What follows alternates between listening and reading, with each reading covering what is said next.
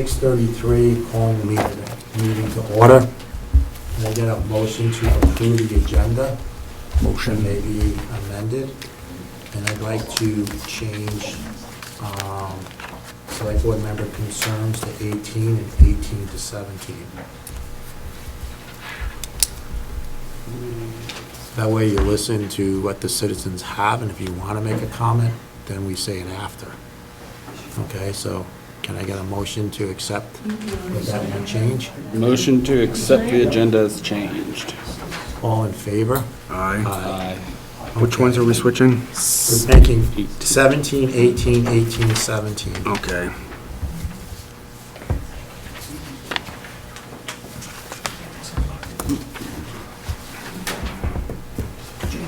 What?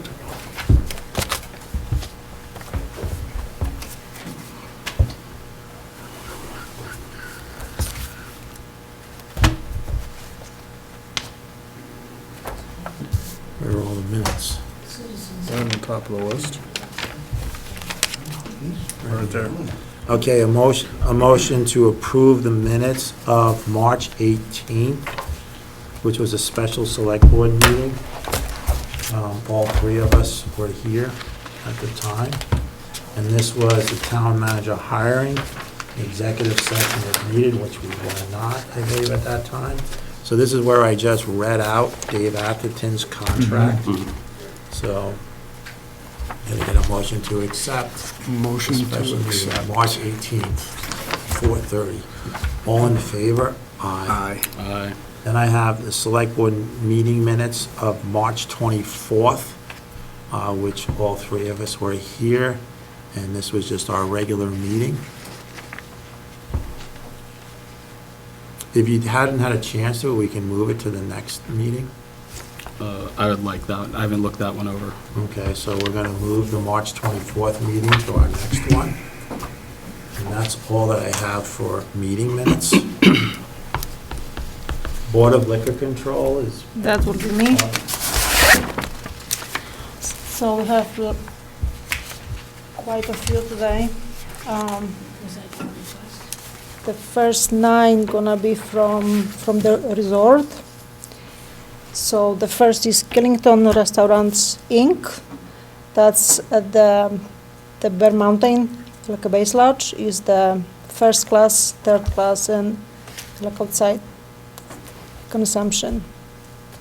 You want me to read them all, or? So I'll just go through. Then there's the Clubhouse Grill, first class, third class, and outside. And there's Killington Base Lodge, first class, third class, outside. Then there's the Killington Grand Resort Hotel, first class, third class, outside. And then there's the Killington Peak, and there's also a second class license in that Grand Hotel, because they do sell liquor in the beer or The whatever shop. in the shop. And there's Killington Peak Restaurant, first class, third class, and outside. Then there's the Northbrook Lodge, Jerk Mountain Grill, first class, outside, and third. Then there's the Wobbly Barn, which is third, outside, and first. Then there's Snowshed Lodge, outside, third, first. There's another outside and Couple another outside. outside. Okay, so there's 3 outside sections for Snowshed. Then there's Pico Mountain Base Lodge, is a outside, first, third. There's a tobacco substitute. No, No, that's that's separate. That's up there, so that's a different color. It's a But, different one. Or? right. So can I get a motion for the town clerk to move forward with all those for Killington and Pico Mountain Base Lodge? Motion. All in favor? Aye. So, So the next one is Fire on the Mountain Glass Gallery, Smoke Shop. That's tobacco substance endorsement and tobacco license. can I get a motion for the town clerk to move forward on tobacco substitute and tobacco license for Fire on the Mountain? Motion. All in favor? Aye. Aye. Okay, the next one is the Casey's, is the first class only.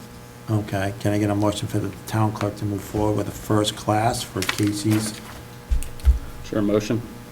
All in favor? Aye.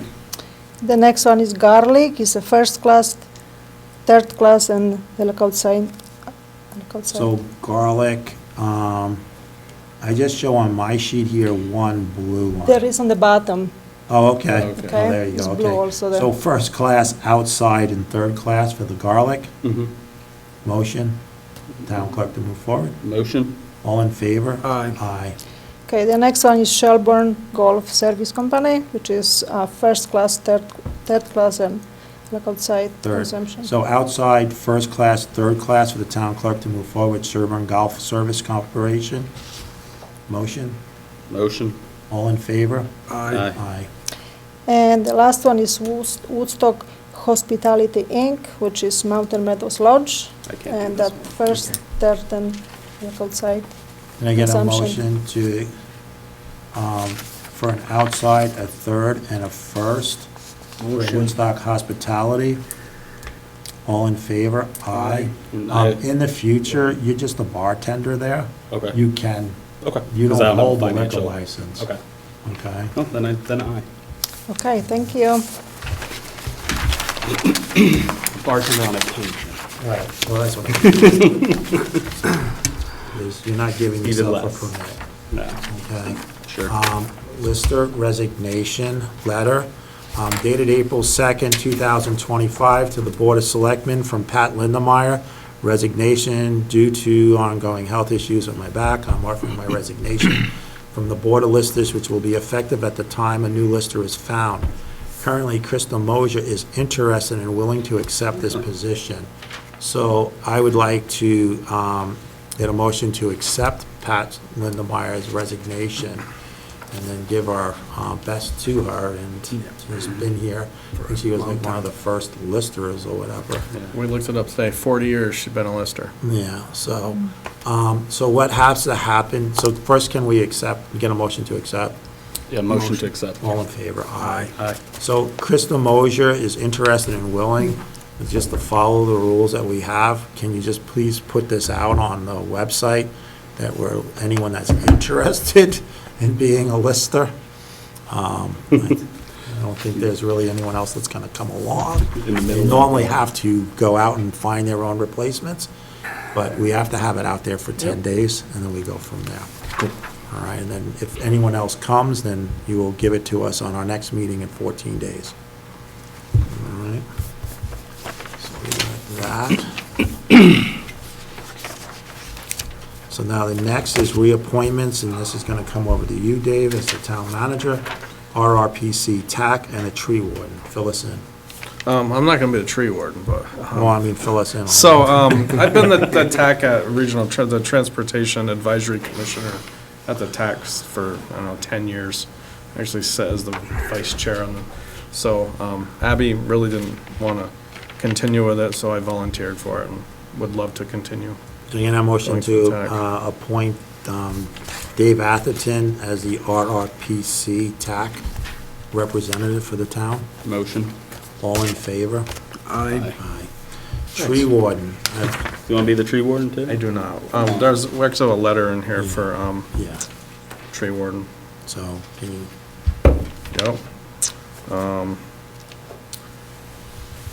I don't know who we've appointed before, so there's just a letter here. oh, there's a letter, but there's no Yeah. one, so can we just put out on our website that we're looking for someone to volunteer to be the tree warden?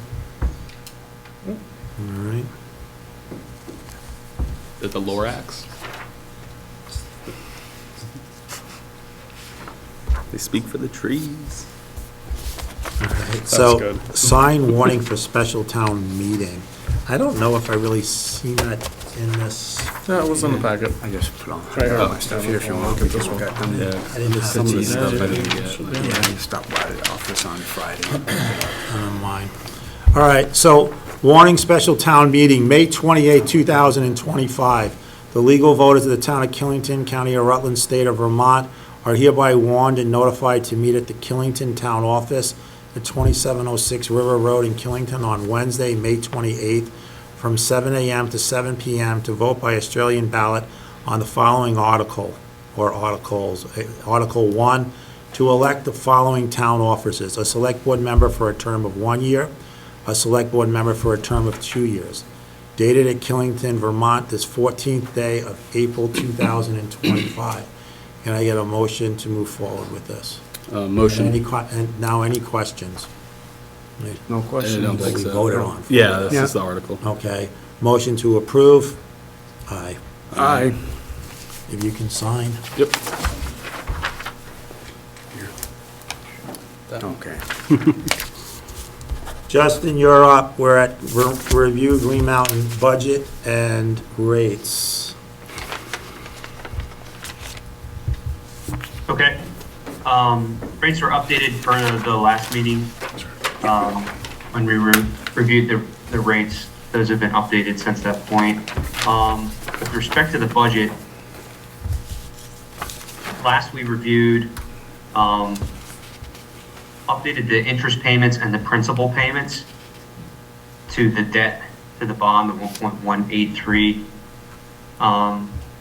Dave, were you able to get the budget printed out? Yep, we got a new version right in front of us this evening, so. And your, Okay. and your review sheet too. Okay, gotcha. So, all said, we are showing a deficit with respect to net cash at the golf course as this budget is presented. And that is due to, one, the additional lease payments on the two new fairway mowers, which is right around $49,000, 50,000 for 12-month payment. That increased our P&I equipment lease payments to $127,857. Further, there are two triplex greens mowers, which we use to cut our greens. That lease matures in December of this year. Those are fair market leases, so we will have to purchase those pieces of equipment once those mature. That's the decision we made last year, as opposed to returning those and sourcing two new pieces of equipment and leasing two new pieces of equipment. We anticipate that being right around $40,000 for those two pieces. And what that will do is obviously we'll reduce our lease payments the following year by about $25,000 because those two pieces are right around $2,200 a month. There's an additional $36,000 added in professional fees, contractor financial service fees to the town. We also added an assistant superintendent to the budget in the agronomy department. And I believe those are all the additional financial burdens to the budget. Okay, So if we look at the EBITDA line, we're at 101,000 in EBITDA. But when you go below the line and look at our P&I, our principal and interest payments on the leases and the bond loan payment, those two items total $275,732 for fiscal year 25-26, with a net cash impact of a loss of $173,766 as the budget is currently put together at this point. So that's where we're at if we operate like we've operated in the past. And I think the question is, I think there's opportunity to potentially, carve some savings out of this budget to get us closer to a net neutral.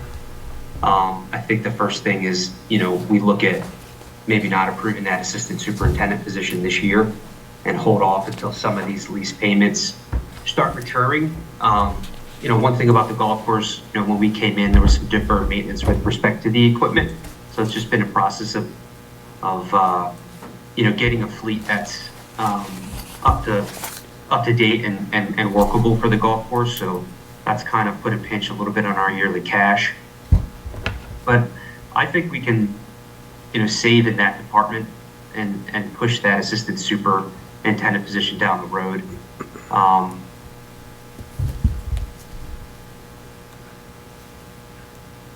Further with the pro shop, we typically, we budget what we feel is necessary to operate, and execute on good customer service.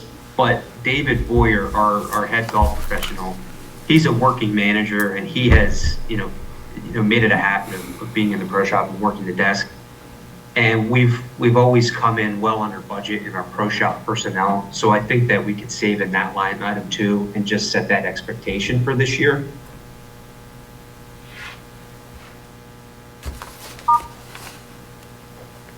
And there's some other notes here in this budget that we could potentially, if we want to look at, carve some ancillary savings out of, for example, rental clubs.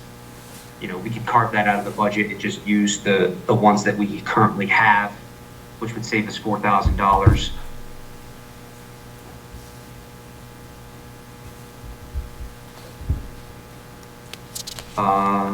Excuse me. Health insurance would reduce if we eliminate the assistant super position as well, as with the payroll taxes. That's probably another $5,000 to $8,000 savings.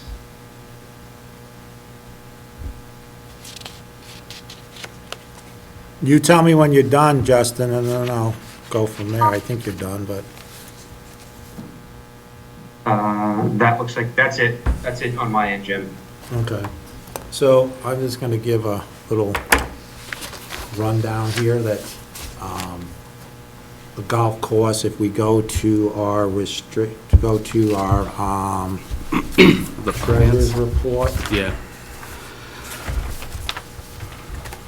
All over the place here. Golf course comparative. Yeah, the golf course comparative sheet. Mhm. We're showing like 480 something. I just had it here in the pro shop.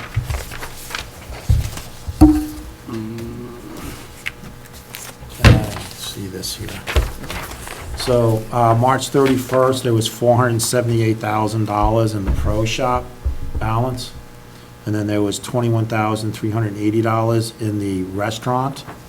Okay, so there's close to the $500,000 there.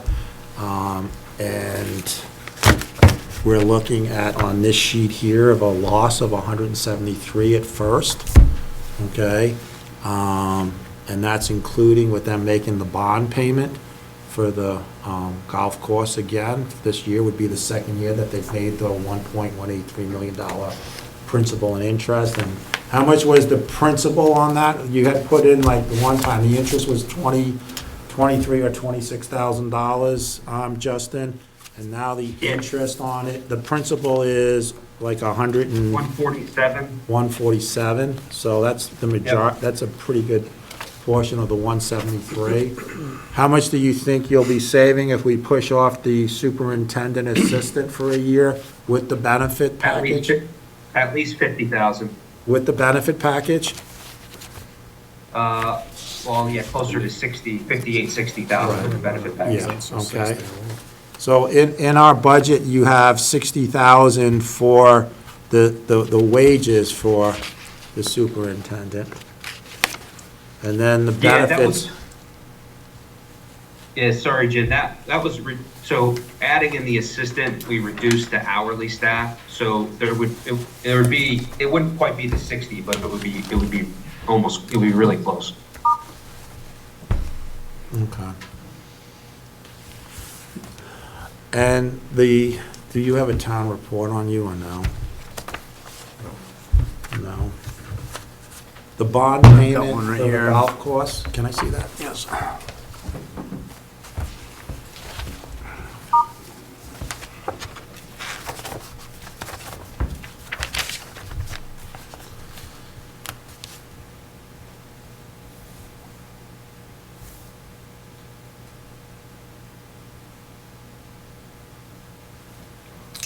So the balance that's left on the golf debt is the $1.83 million bond.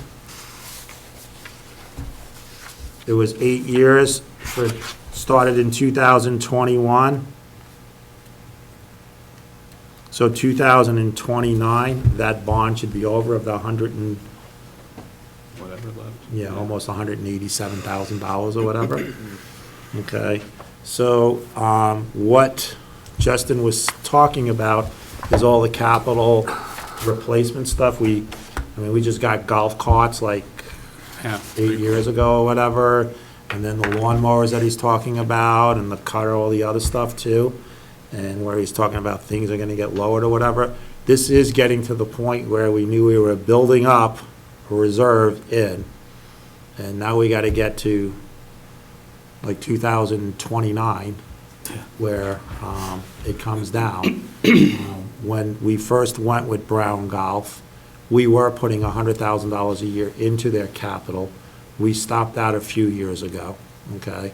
And then 2 years ago, or last year, we stopped making the full payments on the bonds. So this is nothing to do on the. It's not affecting the tax. It's not affecting the tax, but we're gonna have to, I'd like to get a motion to pass the budget with the changes that, I get people telling me they can't, no, there they go. It's like going in, somehow it got locked or whatever. But make a motion with the changes that Justin had said for this year coming through, with the superintendent assistant getting held off this year, and the other few changes that Justin just pushed out. Yeah. I mean, I'd like to see it. Are you saying to have them change it or to accept it without seeing the changes? Well, I think he can go through once again with those changes. With those total changes, the 173 loss would come out to, I think if we make the changes I outlined, we will save right around $90,000, which would put our net cash loss at around $80,000. Which is better. But, Justin, my one concern is over the last month, we've been given 3 budgets. The first budget said that we were plus 70,000. Then the second one said we were plus 14,000. And then this one says we're negative 173,000. That doesn't instill confidence in me. I'm not saying you did this or things are wrong, anything like that. I'm just saying that's why I'm asking to see it. It's because this is drastically different than every other one that I've seen. So is there anything else that is missing from this budget? Because it seems like the first couple ones were missing. I'm gonna say that there's Well, nothing. the first ones didn't have the bond payment in it. Right, they're The missing interest it. or the principal. So the first one didn't have the bond payment, principal, or interest, Right. okay? And the second Which one didn't no, have no. principal. The second one didn't have principal. And now this one has So this one more has stuff. it has principal and interest in it. That turned that 70 or whatever positive, okay, to a negative whatever. The other numbers are different too, because now the budgeted net on this one is 101, where in the last one it was 73 or 14. So it's like there's things changing within the budget also. Well, part of the problem too is just how, the format, when I budget, when we budget in our company, it's completely different than your format. Like what you're seeing there in the 101, that's representative of your EBITDA. Your principal and interest, that's all cash, that's all cash represented below the line expenses. So that's what I tried to represent there. Okay, so, but why is that? So did it change between the 3 reports that we were given, the format that you were doing? For me, it just helped me budget a little bit more accurately with putting that principal below the line, which is, when we account for Oh, no, I any understand. debt we have on. I understand that. I was looking at the net. So let's start with the first budget. Yeah. The first budget didn't have changes in the rates, okay? It didn't have the expense of the Right. principal to the interest, okay? Right. So then we changed the rates on certain things, which probably didn't do much, but it did something, So, yeah. okay? Then we asked for in the second one to include the bond. Mhm. And a previous manager or whatever, when it came, I guess, well, they don't have the dollar amount for the bonds or whatever, came through and was just given the interest, Mhm. which was like 23-something thousand. And then I came out at the last meeting and said, where's the principal? So that's why we're here today for the third budget. And on top of it, once he got that number showing that it was negative 173 with that, then he's coming in saying, this is not doable, so let's make the change of the superintendent assistant go away. Then there's a $40,000 change also that he has in here or whatever. And then he had a $4,000 change. But is that reflected? That's not reflected That's in not this one. reflected Right. in that. So, What's reflected in here is the 173. So what he's saying is that he's going to, I mean, we can take a look at this budget that's in front of us, and then we can go to page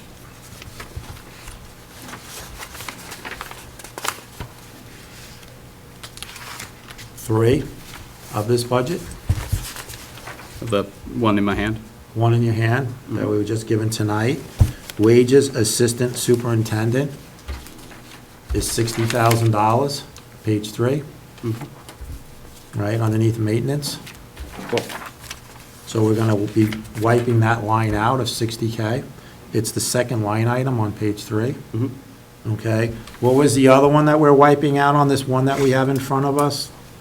Or is it Well, I already? just think there's some savings that we can incur in the pro shop labor as well, No, that's, oh, sorry. the Okay. rental clubs. But that's what I was saying is this one shows 20,000 more revenue in the pro shop than the last one we were given. Okay, So was that changed? Why was that changed? I didn't touch the revenue. I'm Well, surprised. the merchandise revenue, hate me, Jim. No, the merchandise revenue in one of the previous budgets shows budgeted, oh, no, I'm sorry, that scrolled differently. Never mind. I think it had to do with our rate changes from the first. Can't change that much. Yeah, 7, 8. we changed rates per round too. Oh, so then it would change. So it's gonna change by 1,000. How many rounds did you do a year, Justin? How many total rounds? Yeah. Yep, so revenue stayed the same. Oh, man, 15,500, I think. Right, and there's at least 10,000 of that is for single day coming in? Correct? Correct. Okay, because the other 5,000, let's say, is all of the season pass holders? Probably a third of season Yeah. pass holders? Pretty. So if you raise the rate of $5 per round, and you've got 10,000, there's $50,000 in change there. But I don't think we went up to $5 or whatever, we went up like 2, we were just rounding Right, things off. rounded. So we gave them instructions to change the rates, where we were just evening it off, instead of going odd number, Yep. so zeros and fives. So And if you take what we instructed him to go up to, times that by a minimum of 10,000 rounds, you're gonna see a $20,000 increase in the revenue in the pro shop. Yeah, and I'm seeing changes in the expenses for the pro shop and the expenses. Well, that's what he for- said, That's he said he thinks he can make some Right. changes into But, the pro shop. so that's what I'm wondering is, they're already, the pro shop changes are different in this one Right, already. So are they gonna change more? so this We was, want them to, I mean, there's a, if we reduce the pro shop labor, it will affect our services a little bit minimally. And if everyone's comfortable with that, we'll make that change to close the gap in the net cash Yeah. deficit. I would like to just see so just another show, budget, and then we approve the actual budget instead of giving you direction and approving it without seeing the line items. I think that's where I'm at with it. so if I take the $60,000 on page 3 off, okay? The 173 is 113,000, right? Right, but I'm saying there's things that have been different in each one of them, so without seeing it myself, I don't I know, wanna- but I'm sticking with this here. Yeah. In the insurance side of that person, how much are we saving it's going to be in the health insurance? For that one I person? think 5,000 and 8,000, Jim, let me look at the exact See, budget. he doesn't know exact numbers. So while we do the rest of the meeting, is there some way that you can plug what number's in there, Justin? and then email a brand-new one with taking that $60,000 off, taking the Yeah. health benefits off, and any of the other things that you saw, with like an asterisk there, so we Sure. can get this And just thing. email, Just email it to me, Justin, it's Dave. okay. Thank you, Justin. I know where you're coming from, it's just like, I don't want to approve it without seeing it. you know, Because it keeps but I'm changing. looking at it as 113 with the 60 off, and then if he takes $5,000 off for the health or whatever, you know, I don't know if that's the only thing that's going to change. you know, we're at 108. Right. So I think you said something where you would get down to like the $80,000-$90,000 range, Justin. So I think we're trying to find out where that would be. Yeah, I'll make those changes and email to Yeah. Dave. Okay, all right. Thank you, So Justin. we're just gonna table this till a little bit later on. All right, we're getting there on it. And I get it, it's like, The good thing is, it's not coming out of taxes. It's not tax money. Coming out of the members' wallets. Coming out of the, coming out of the people that play at the golf course, it's supposed to be an enterprise fund, it's supposed to pay for itself. No, I asked the question. oh, Yes what or was your no? question? Oh, yeah, yeah, yeah, Oh, yeah, I'm sorry, yeah. I thought that was a I statement. thought you were making a statement as an No. event. It is coming, it's an enterprise fund, and it's supposed to be run and paid for by the golf course, Okay, not from the taxpayers. right, I agree with you. Okay, so we're making changes to the budget. There will be showing a loss in it this upcoming year of somewhere between 80,000 and 100,000. But there is some $500,000 in the account of the golf course at this time.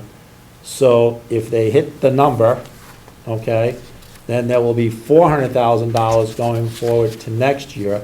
And then they can make some changes as he was going through, saying that some of the leases are gonna be ending, and there will be a $40,000 savings there, and we keep on moving through. What we're trying to do is, by 2029, the $1.183 million bond payment of some $167,000, $183,000 will disappear at that point, because we won't have that debt on there. So on this here, it would be $173,000 loss if they had all those things in there. But if we get rid of the 183 in payment, then they would be showing a $10,000, but we don't know what equipment, and we're gonna have to keep on working. So right now, we're just trying to do a budget for this year. And I believe with the $500,000 that's been accrued in their bank account, that they can show a $100,000 loss this year, okay? it's not a trend you want, but it's a business operating at a loss for a So year. my question to you is, all that being said, I understand that. What is the impact to the player that joins the golf course for 4 days a week, or 5 days, 4.5 days a week? Right, The rate is going up. I know, do you know where it's going? Can you tell us what a 5-day rate is? Justin? Not the weekends. I think he might have jumped off, too. Yeah. I can, Jim. Go ahead, David. The 5-day rate for a season pass holder? 5-day rate is $1,115. Okay, compared to last year? It went up, I got the rates right here. It was $1,075 last year. So it went up, Fine. yeah, oh, you're good. No, I get where you're going. Yeah, no, It's that's gone up- important. It's gone up $40. I got it. Okay. Okay. A 7-day pass this year, 7-day is $13.45. Yeah, and last year, Went up $12.95. yeah, Went up $50. so that's up $50 for a 7-day pass. yeah. The rates that we're charging for in-season, top whatever, June, July, August, September, for 18 holes? And these rates are walking, you get a cart fee if you're riding. This year is $115, last year was $109. So $6 on that, and that's stuff that starts getting to, I'm good. okay? Everything is around 4% rounded some way or another. Sticking with inflation-ish. Yeah. So, okay, Yeah, now, I do know some people that used to be members have gone other places because of one thing or another. Yeah. And so I didn't want to see that happen.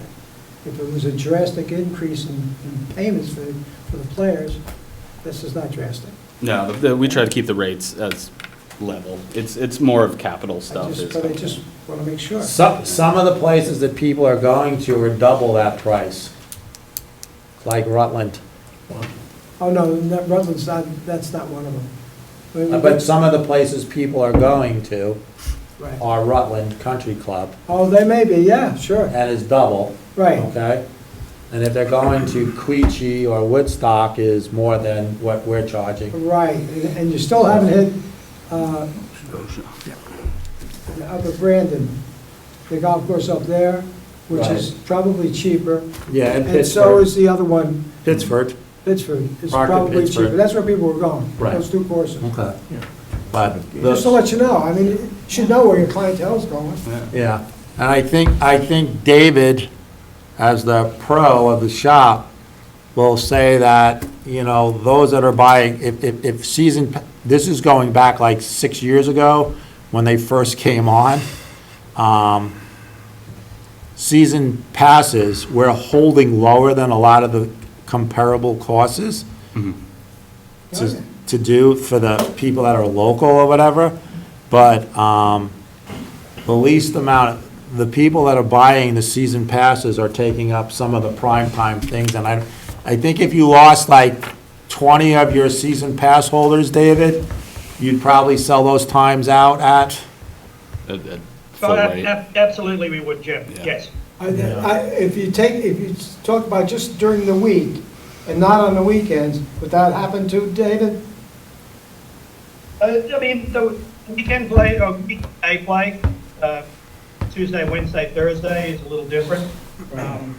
And we have advertising and marketing in place within the area to try to promote that weekend play. That's obviously when we like to do our leagues and things like that to promote a little bit of community. And I just like, you know, if anyone has played, our Tuesday night league is now around 40 or 50 players, Yeah, which is all local folks. It's been great. Patrick, the revised budget just came. Do you want me to just pass my laptop over, because we've killed like 12 trees with this budget why don't already? you send it to his email, he could look at Yeah, it you can look at it. on there, and send it to, Ricky could look on from there. and Ricky send it can't to look at mine. mine. How many members do you have total, David? Last year was 115. And how many of them were 5 days? I would, and this is a guesstimation, I would say 65 to 70%. Okay, Just got it. so 115 total members. Yeah, and that's been fairly static for the last 5 or 6 years. So you're losing some people but gaining others. That is correct. Bottom line. Okay, come on. Well, are you sure this is the right one? It's showing the same number. It's the one that just came to me. Is Justin back on? I'm seeing, now the parentheses are gone, but I'm still seeing a negative 173. So it did, Came at 7, it says it came at 709. Justin's back on. It's the third tab. Are you looking at the third tab? oh, there's multiple tabs on this? Yeah. I don't know if I can. I had to send it to the firemen so they could print, so it says print this one is the tab to look at. Oh, yeah, print this tab. Right on the bottom, Patrick. I don't know if I have that. For some reason, it's not showing me tab. Let me download it. Yeah, you're not gonna, Dave, if you want, send it to my email. Oh, here we go. Print this tab. yeah, We he's got he's it. got it. Yep. We got it. What are you showing us? We're overcoming technical difficulties I know. up here tonight. So now it's showing, for everyone, it's showing a loss of 88,864.29. Better? Yeah. Yeah. All right. Thank you, Justin.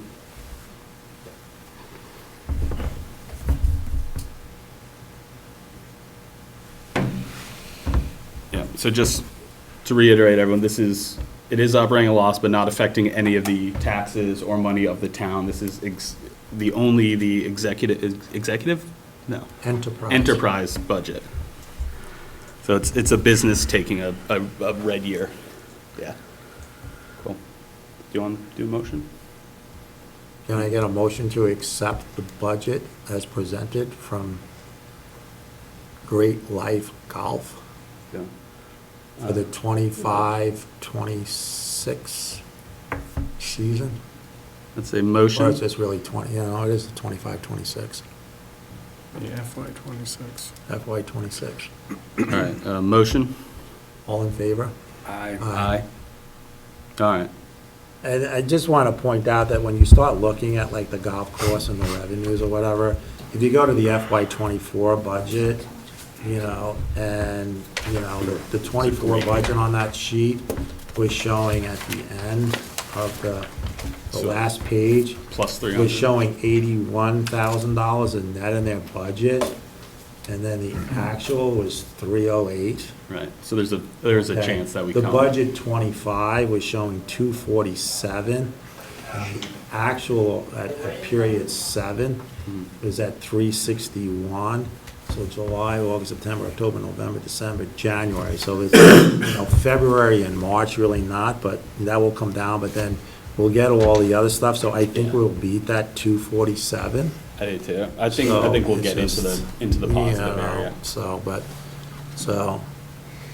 we're holding off, Justin, on the superintendent assistant, Yes. and then Yep. pulling out, and we're showing at this point an $88,000 loss. Yeah, and I think that's worst case, honestly. I'm still confident that, if we have a great weather season and we can continue to fill the tee sheet, that, we can even outperform that hopefully, so. Don't say this, We'll do Justin. our best. Okay, so all in favor of the budget from the golf course, Great Life Golf? Aye. I think we already said. Yeah, we it. did. Thanks a lot, Justin. Thank you, David. Thank you, everybody. I have one question for you, Justin. You're still working on AJGA for the following year that we gave instructions to approach them? Yeah, David's circling back with AJGA. They're probably not available next year just based on our initial feeling. Right.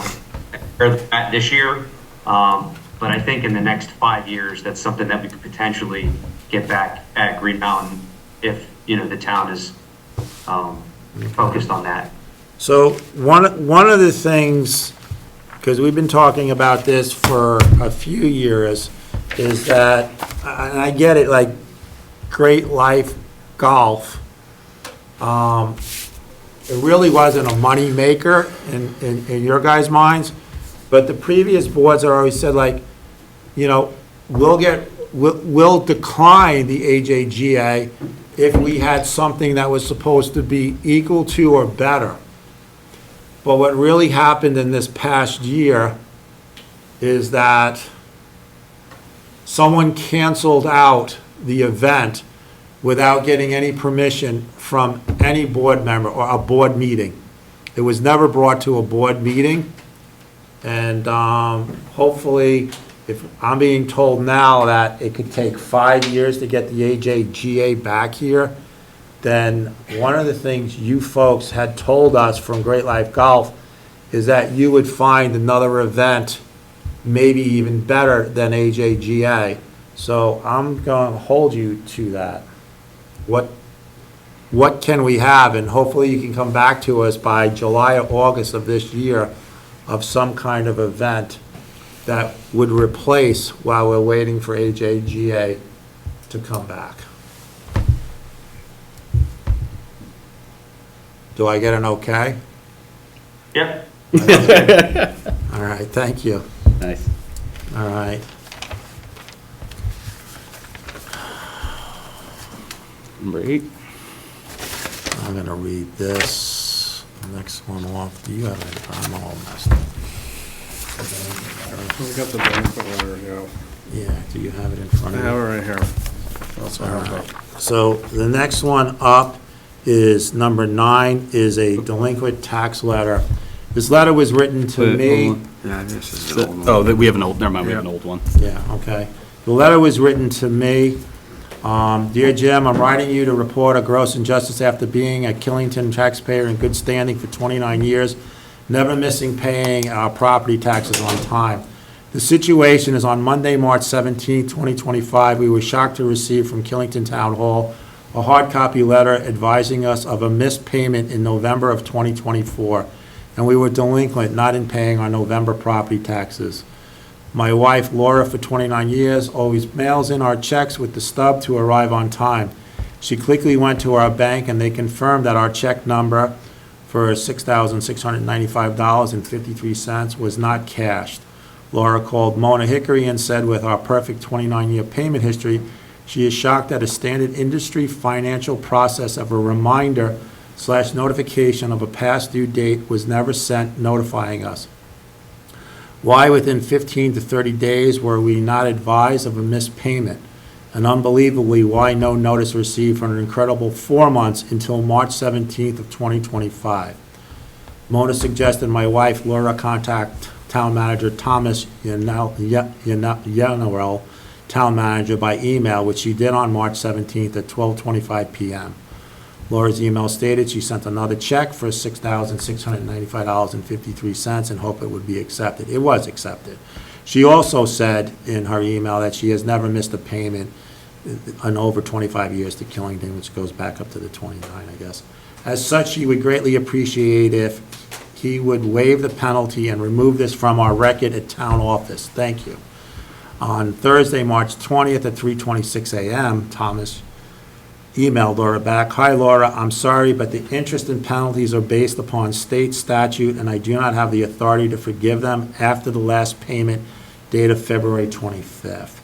Jim, had the town office notified us in November or December 2024, we would have immediately hand-delivered the needed check for payment." So I'm going to stop at this point and then read the other.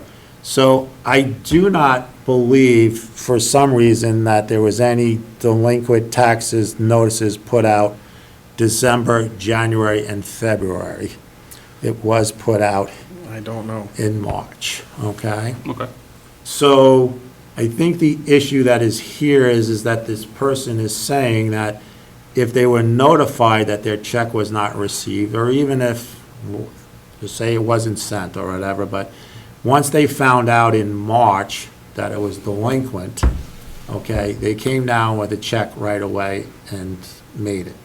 So the big issue here is that if they were notified in December that they were late, they would have had a 1.5% penalty. But since it went past the February 25th deadline, there's an also 10% penalty. The statute that Tom was referring to allows the town to put that tax in, and it doesn't have to be 10%, or at times it can be, and there have been times where it's been waived on certain things. In the past, certain town managers, as being the tax collector, would forgive something like this, but it really should go to, what we're being told, it should be going to the BCA. So I, just gonna butt in for a minute, Jim. I did contact Jim Barlow Friday when Jim and I were having a conversation about this, and the town manager does not have authority to abate interest and penalty at all. None of us in the office should be able to do that. Right, that's the whole purpose of the BCA. That's why we have the BCA, and then, then there's the process, and then it's determined based on the criteria that they follow for the BCA, so. And usually you go to the BCA if it's someone coming in for hardship. Right. Okay. Well, there's 7 criteria.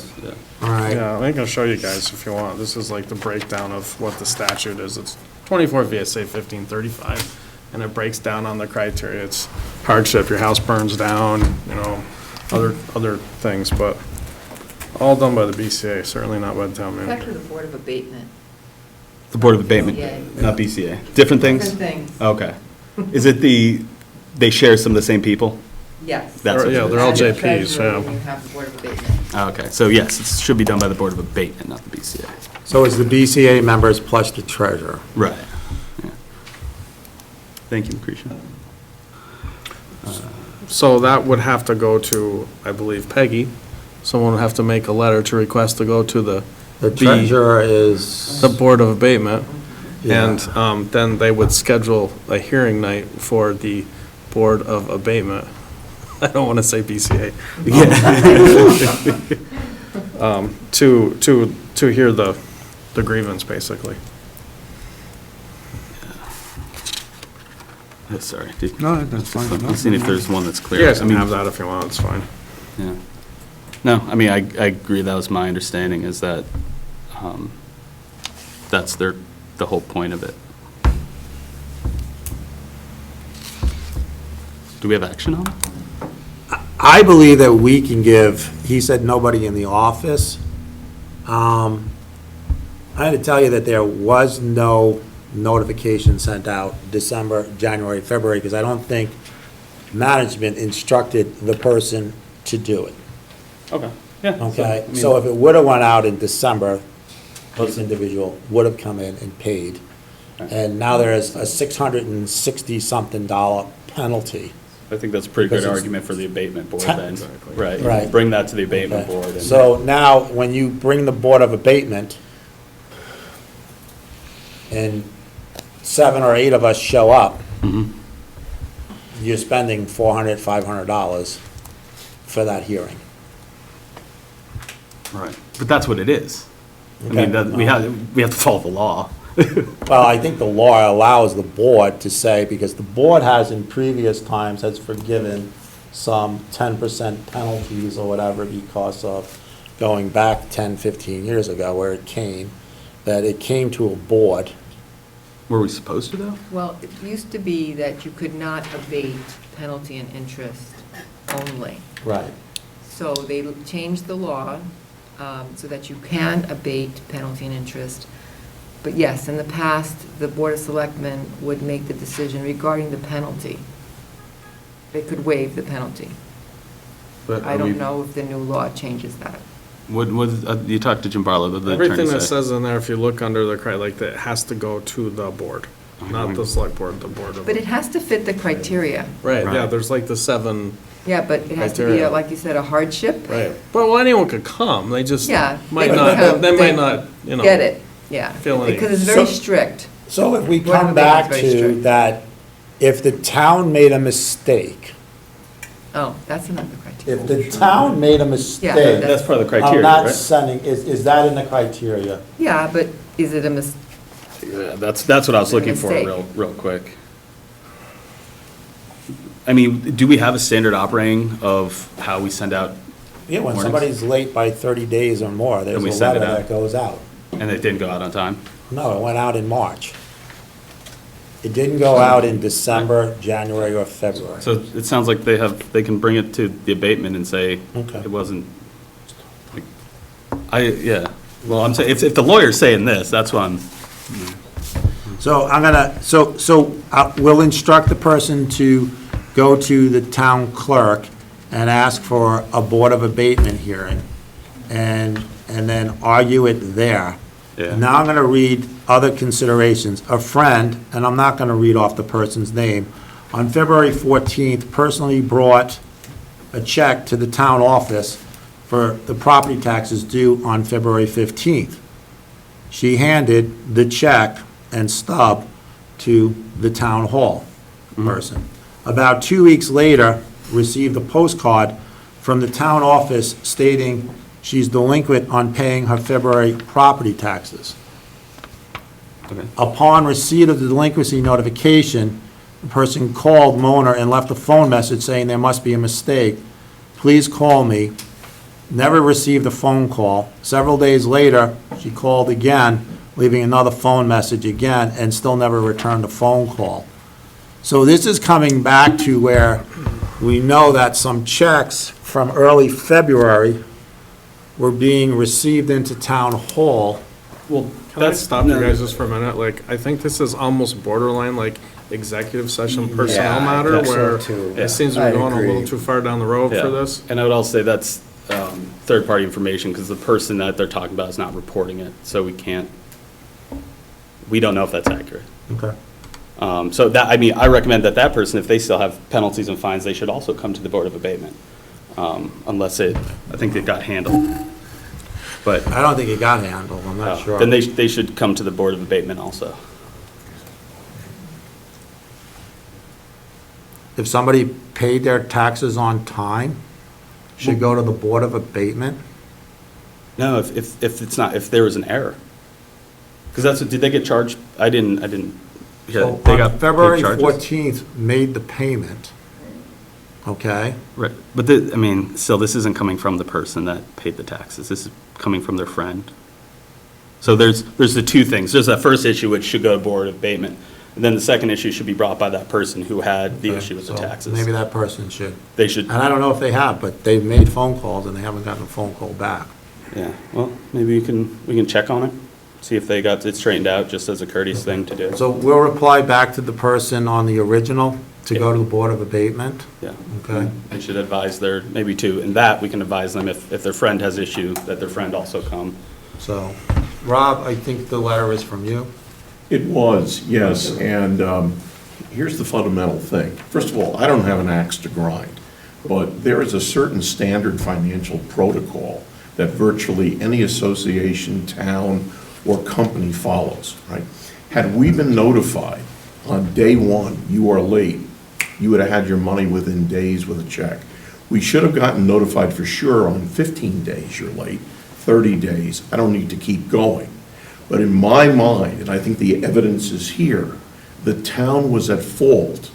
And if they had notified us that it wasn't there, I was up here in November, and guys would have had a check from my hand to your hand. To me, it just seems unconscionable that we're gonna have to go through all of this with this Board of Abatement, when clearly the town's procedures certainly appear to be at fault. And Jim just shared with us that, there were no notifications sent in December, January, February, and March. And No, March, you got. I'm sorry. Don't put words I in was my going too mouth. fast. No, December through February. So, to me, it just seems like, holy mackerels, you have to accept responsibility for the employees within the town office for what happened. And I agree that, and you have a very strong argument for the Board of Abatement. I Okay. don't deny that, I'll be on that board, and I'm already telling you, pretty convincing. Okay, thanks. But we will handle the policy internally, and we'll handle your issue in the right place. That's the only thing, is this isn't the venue. That's fine. Yeah. Thank you for your help and support. So you'll put a letter in if you want to proceed this to the, Yeah, absolutely. to the clerk and asking for Board of Abate, you're looking for an abatement on your property. And I think we have on our town website how to properly file for an abatement. Okay, and who is the individual, please? I mean, I could probably find it. That would be Peggy Peggy. Eisner. Eisner. Okay, thank Okay? you. All right. May I add a plug for ACH debits? For years, many years, I used to worry about making tax payments on time. Right, Not because I didn't have the money, right. but because I wasn't in town when the tax was due. And so I would have to mail it in and hope that the post office could deliver it on time. And then, 2-3 years ago, they started accepting ACH debits. Mm-hmm. So you authorize it and they hit your bank account on the due date. It's $1.50 on the ACH. So, yeah. So he can take that advice for the next payments, but once, and I understand where you're coming from because it's a Absolutely. 10% penalty Yeah. right after, on February 26th. And you didn't get the first letter until. Right. You made your March February, you made March your February, 17th. you made your February payment ahead Yes. of time. And that was fine. So I would bring that up into the Board of Abatement also. Yeah. That just something got lost there or whatever, and we'll go from there. We're stuck in a drawer or somewhere. Yeah, so, Yeah. all right? Thank So, okay. Moving on to number 10, Vermont Department of Labor, VOSHA Settlement Agreement. I can pick this one up. So, my second day on the job up here, I had to go to an informal hearing for a VOSHA violation. And actually, Chief Bowman was with me on that, and as you see, the original fine was pretty hefty, and we got it we had it drop significantly. We had to meet a couple criteria just to show some documentation. Everything actually was completed yesterday, minus the check that we're gonna send after the meeting. So we did talk about just what the scenario was and how it needs to be remedied so it doesn't happen again. So I'm going to ask for a motion to agree to the VOSHA settlement agreement. Someone just motion? Motion. All right, discussion. So, I mean, you want to run through what happened, Chief? What's bringing this? So there was an anonymous complaint made to this Department of Labor about 2 members working out of their scope of practice. With the findings that they were working out of their scope of practice, from talking with the Vermont, from VOSHA. And then they were doing some backlog stuff and found that I didn't have a respiratory policy. And I have been working on updating the SOGs and hadn't got that far into it, realizing, well, I've got fit tests, but I don't have what the criteria is and the physicals and all that. So that's where the respiratory policy has come into play now. So that was done after my first visit with the inspector. Within 2 days, I had that written up and in. The OSHA 300 log,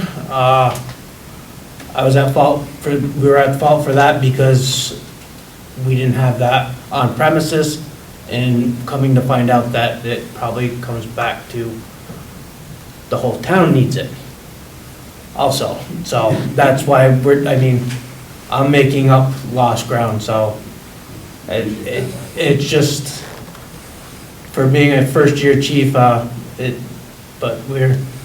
we moved forward. I've gotten everything that they've asked for, jumped through the hoops. Cool. So how do we stop? I mean, the main issue is that staff from the fire department went to X location and shouldn't have been handling the hazardous waste. Said chemical, yes. Okay, said chemical. But even though we may have a policy or there is who can handle it and who cannot? there's actually a policy in place, and it goes right down to it, and they didn't. So what I'm getting at is that it was a $23,000 fine? $21,000 fine. $21,000 fine that's getting knocked down to 9, I think. 11. 11, okay? So, nice work on getting it knocked down, but I come back to that there's another hazardous waste, chemical, whatever, is somewhere else in town, and your staff goes out, like, even though there's a policy there, but they're not following it.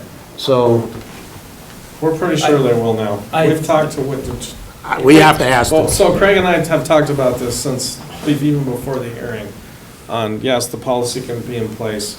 The question too was, should these individuals have even gone out to this instead of calling hazmat? Right. So knowing to call the right Hazmat people. was called. Knowing to call the right Well, people. the hazmat was called 30 minutes after the So- fact, when I arrived on scene. Okay. And I think, I guess the question is how many folks do we have on our fire department that can handle hazmat, if any? so this department's set up at the operation level. We can dam, dike, divert. Anything touching unknown type chemicals falls under technician level. We are not technician level. That is state hazmat. And I think it's just better that we understand that and keep that way, that once it's a chemical, that none of our folks are supposed to handle it, that we call hazmat right away. Can we set that up in dispatch? No, that's gotta be It's gotta be a call. call from, Okay. So if I'm on the volunteer fire department side, and I get called, and I'm on duty, and I go to ABC William Street, okay? And it's the call I end up going to, there's hazmat chemical there, I should not touch it, I should be calling into hazmat. You should, technically, yes. I mean, my thought process and my training, anything that has to do with hazmat or hazardous materials should have a hazmat, should be notified hazmat. And it needs to be done by hazmat, and also Agency of Natural Resources need to be Right. contacted at all times. And as long as we can continue that, then we go to a site and there's a chemical spill, we don't touch it. We call hazmat, so we won't be in this position. And right now, I'm waiting on the report from VOSHA to hand out disciplinary actions, so. Okay.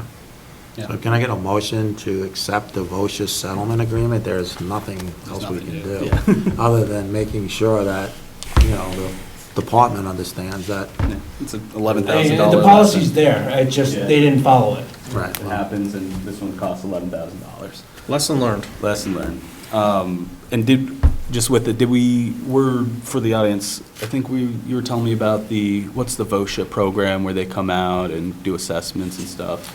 Project Safe? Workplace safety? Yeah, workplace safety. Workplace safety? Oh, and we're gonna look into that. Yeah, we will be. Yeah. We've already talked about it, actually, so. Oh, and can we do that for all? Everybody, yeah, so, Highway, and actually, town hall? VLCT does it through loss control too. Okay. We can have one of their folks come. Highway and- VOSHA was already there.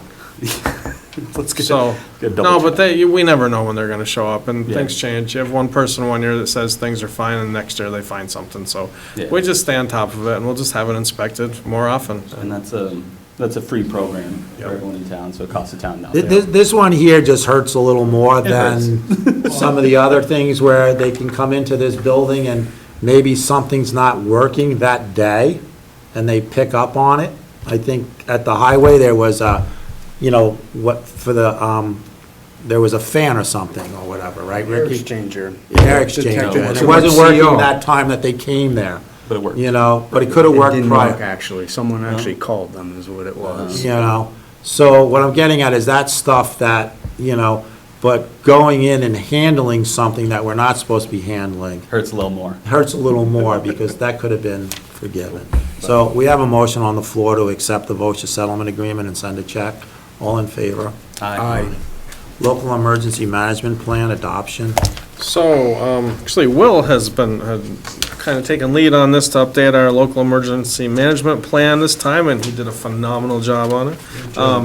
So he met with Whit, I believe he met with Craig, met with me, and, so this is just the annual adoption that just updates the contacts, and we adopt it now, and then it goes to the state. It doesn't go to regional planning anymore, so that's the next step.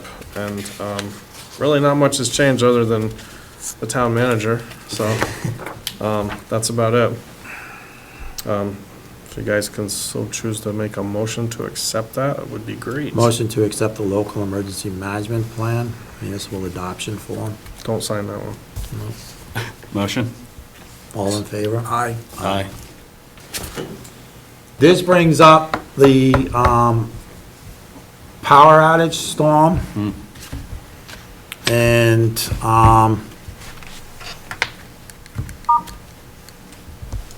the power outage storm or whatever, you know, we do have a bunch of folks that were without power for 2 or 3 days. And would that fall underneath this local emergency to try to get out to people of?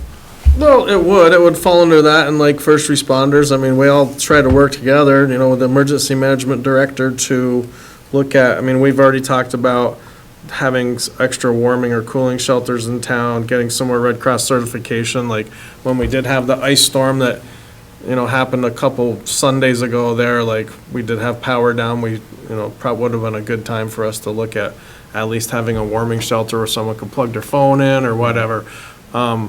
So moving forward to that, I mean, we've talked about maybe doing something here just temporarily too, so, but I guess it depends on where the disaster is and where folks can get. But Whit and Craig and I will work on that together to just tighten that up a bit, so. So when I go up to the resort or whatever, and I go up to one of the bars or something like that, and the restaurants or whatever, they've got like strips where people can charge multiple different phones or whatever. I think that's one of the number one, you know, To keep like, communication I gotta for keep people. my phone charged or whatever, and if we can get something here, Dave, that we can plug into here, that Well, would be a we have a stripper. generator here, right? Yes. So Yeah, we'll okay, have, so you'll we'll be have on, power all the whatever. time, so that would be, you know, that's Right. the thing, is to have those shelters charging that station. have, Station itself. yeah. Right. We got plenty.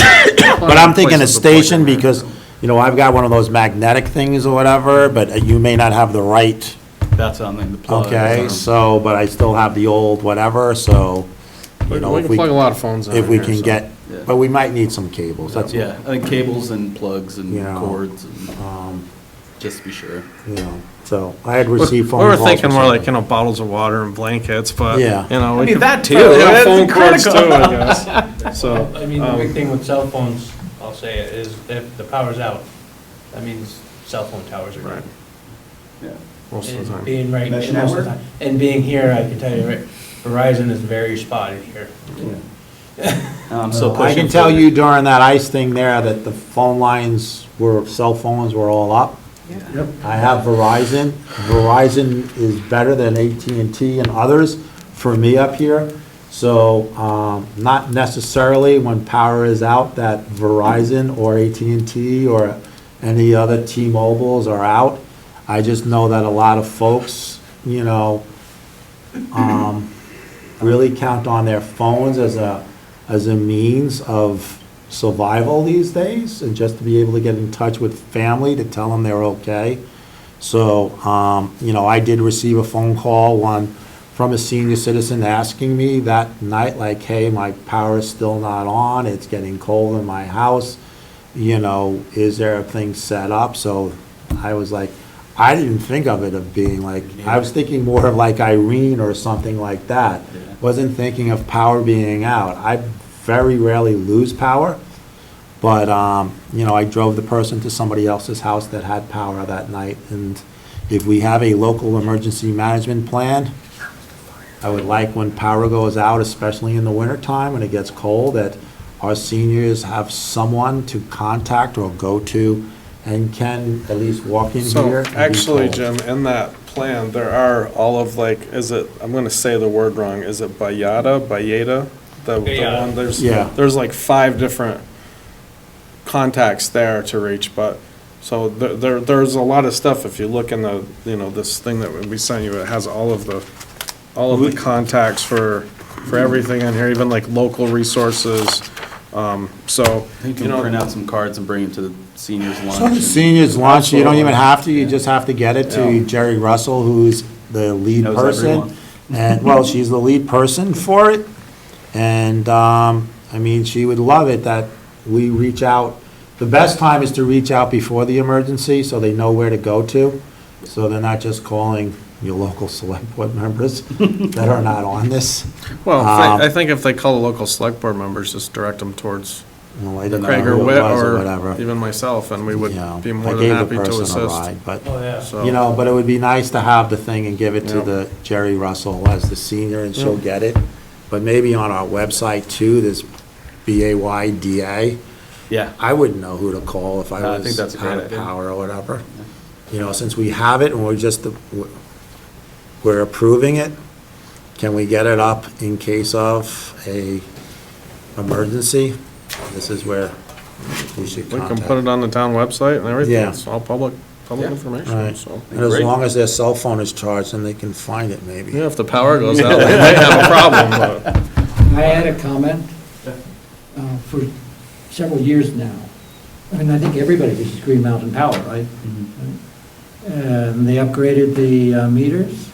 I get a notice, you know, power may be out near your, with the specific address.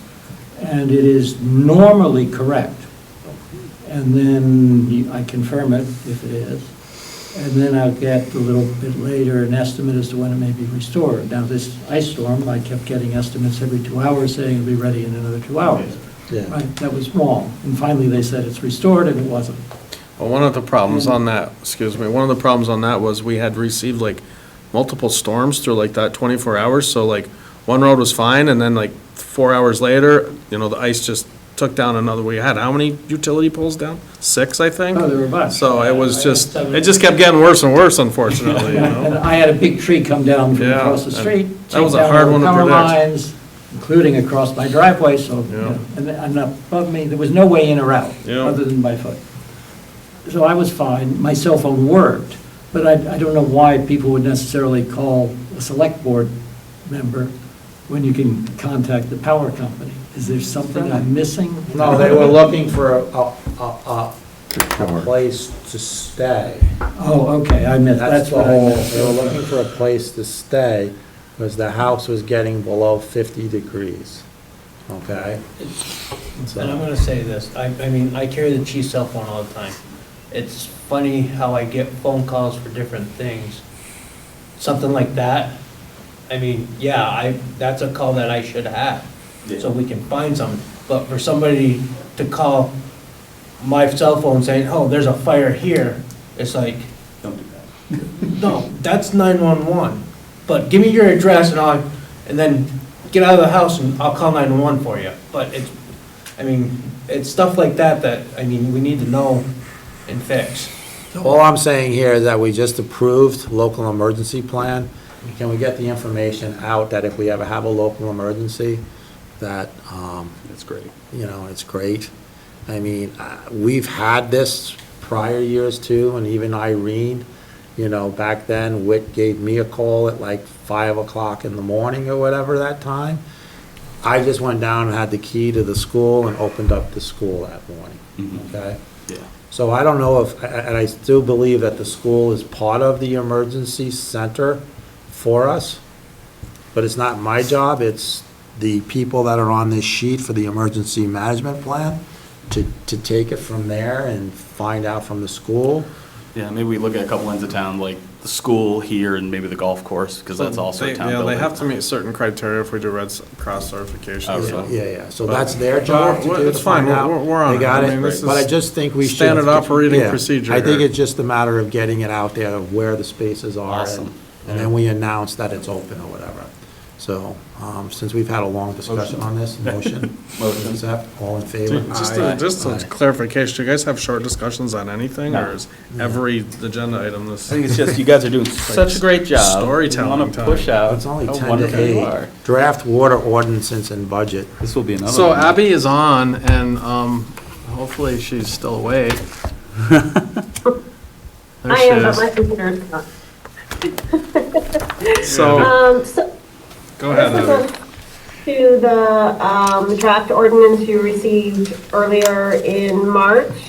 I went through and addressed some of the questions that you had at that meeting, and you've been provided with a redlined copy of the revised draft. Do you want me to go through each change and explain those, or, I mean, I think they're pretty self-explanatory.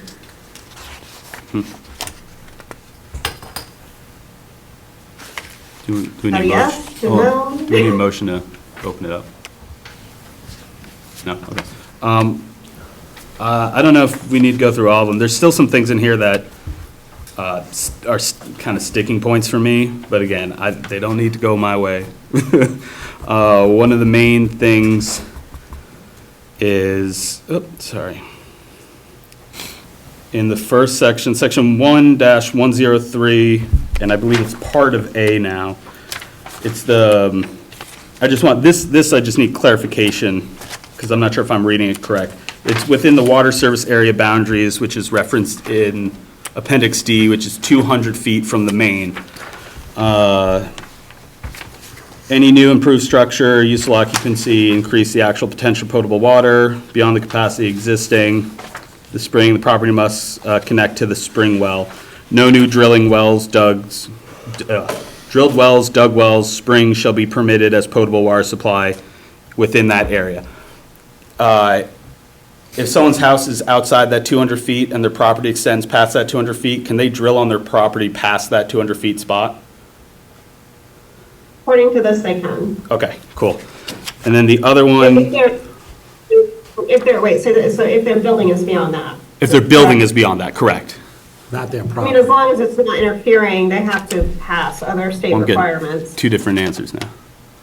So, he's saying not their property. If your building is within the 200 feet, you shall hook into the system. Yeah. If you have Building. 25 acres, Abby, and the building is within 200 feet. Right. And they can drill 15 acres away or whatever, what's the Well, call that there? would just be crazy. What, That would be I guess Yeah, that's but it's the a- question, I guess that's the I get- question. I get where you're coming from. I wouldn't want to drill a well 15 acres away or 1,000 feet away and then run a pipe. It says the house would have to be outside the 200. So say a house was 400 feet away, could they drill a well near the house? If the house is 400 feet away from the water system. Yeah. They do not have to connect to the water system. Okay. The building has to be. Building has to be within the 200. Right. And then, so that kind of leads into the other point thank you for clearing that one up. That got rid of one of my points. Then my other sticking point is I think it's E now, where we took out the word new. So it says all housing, commercial, industrial, all that. Correct. You see that? Okay. So in that, they're talking about a house that is now within the water service area, within that 200 feet of the main, or any structure. Properties that refuse to connect to the system within 12 months of municipal water service being available to that building will be charged a quarterly fee based on the ERU of the property. Two questions on that. One, do they get assigned the ERUs so that no one else could purchase that ERU?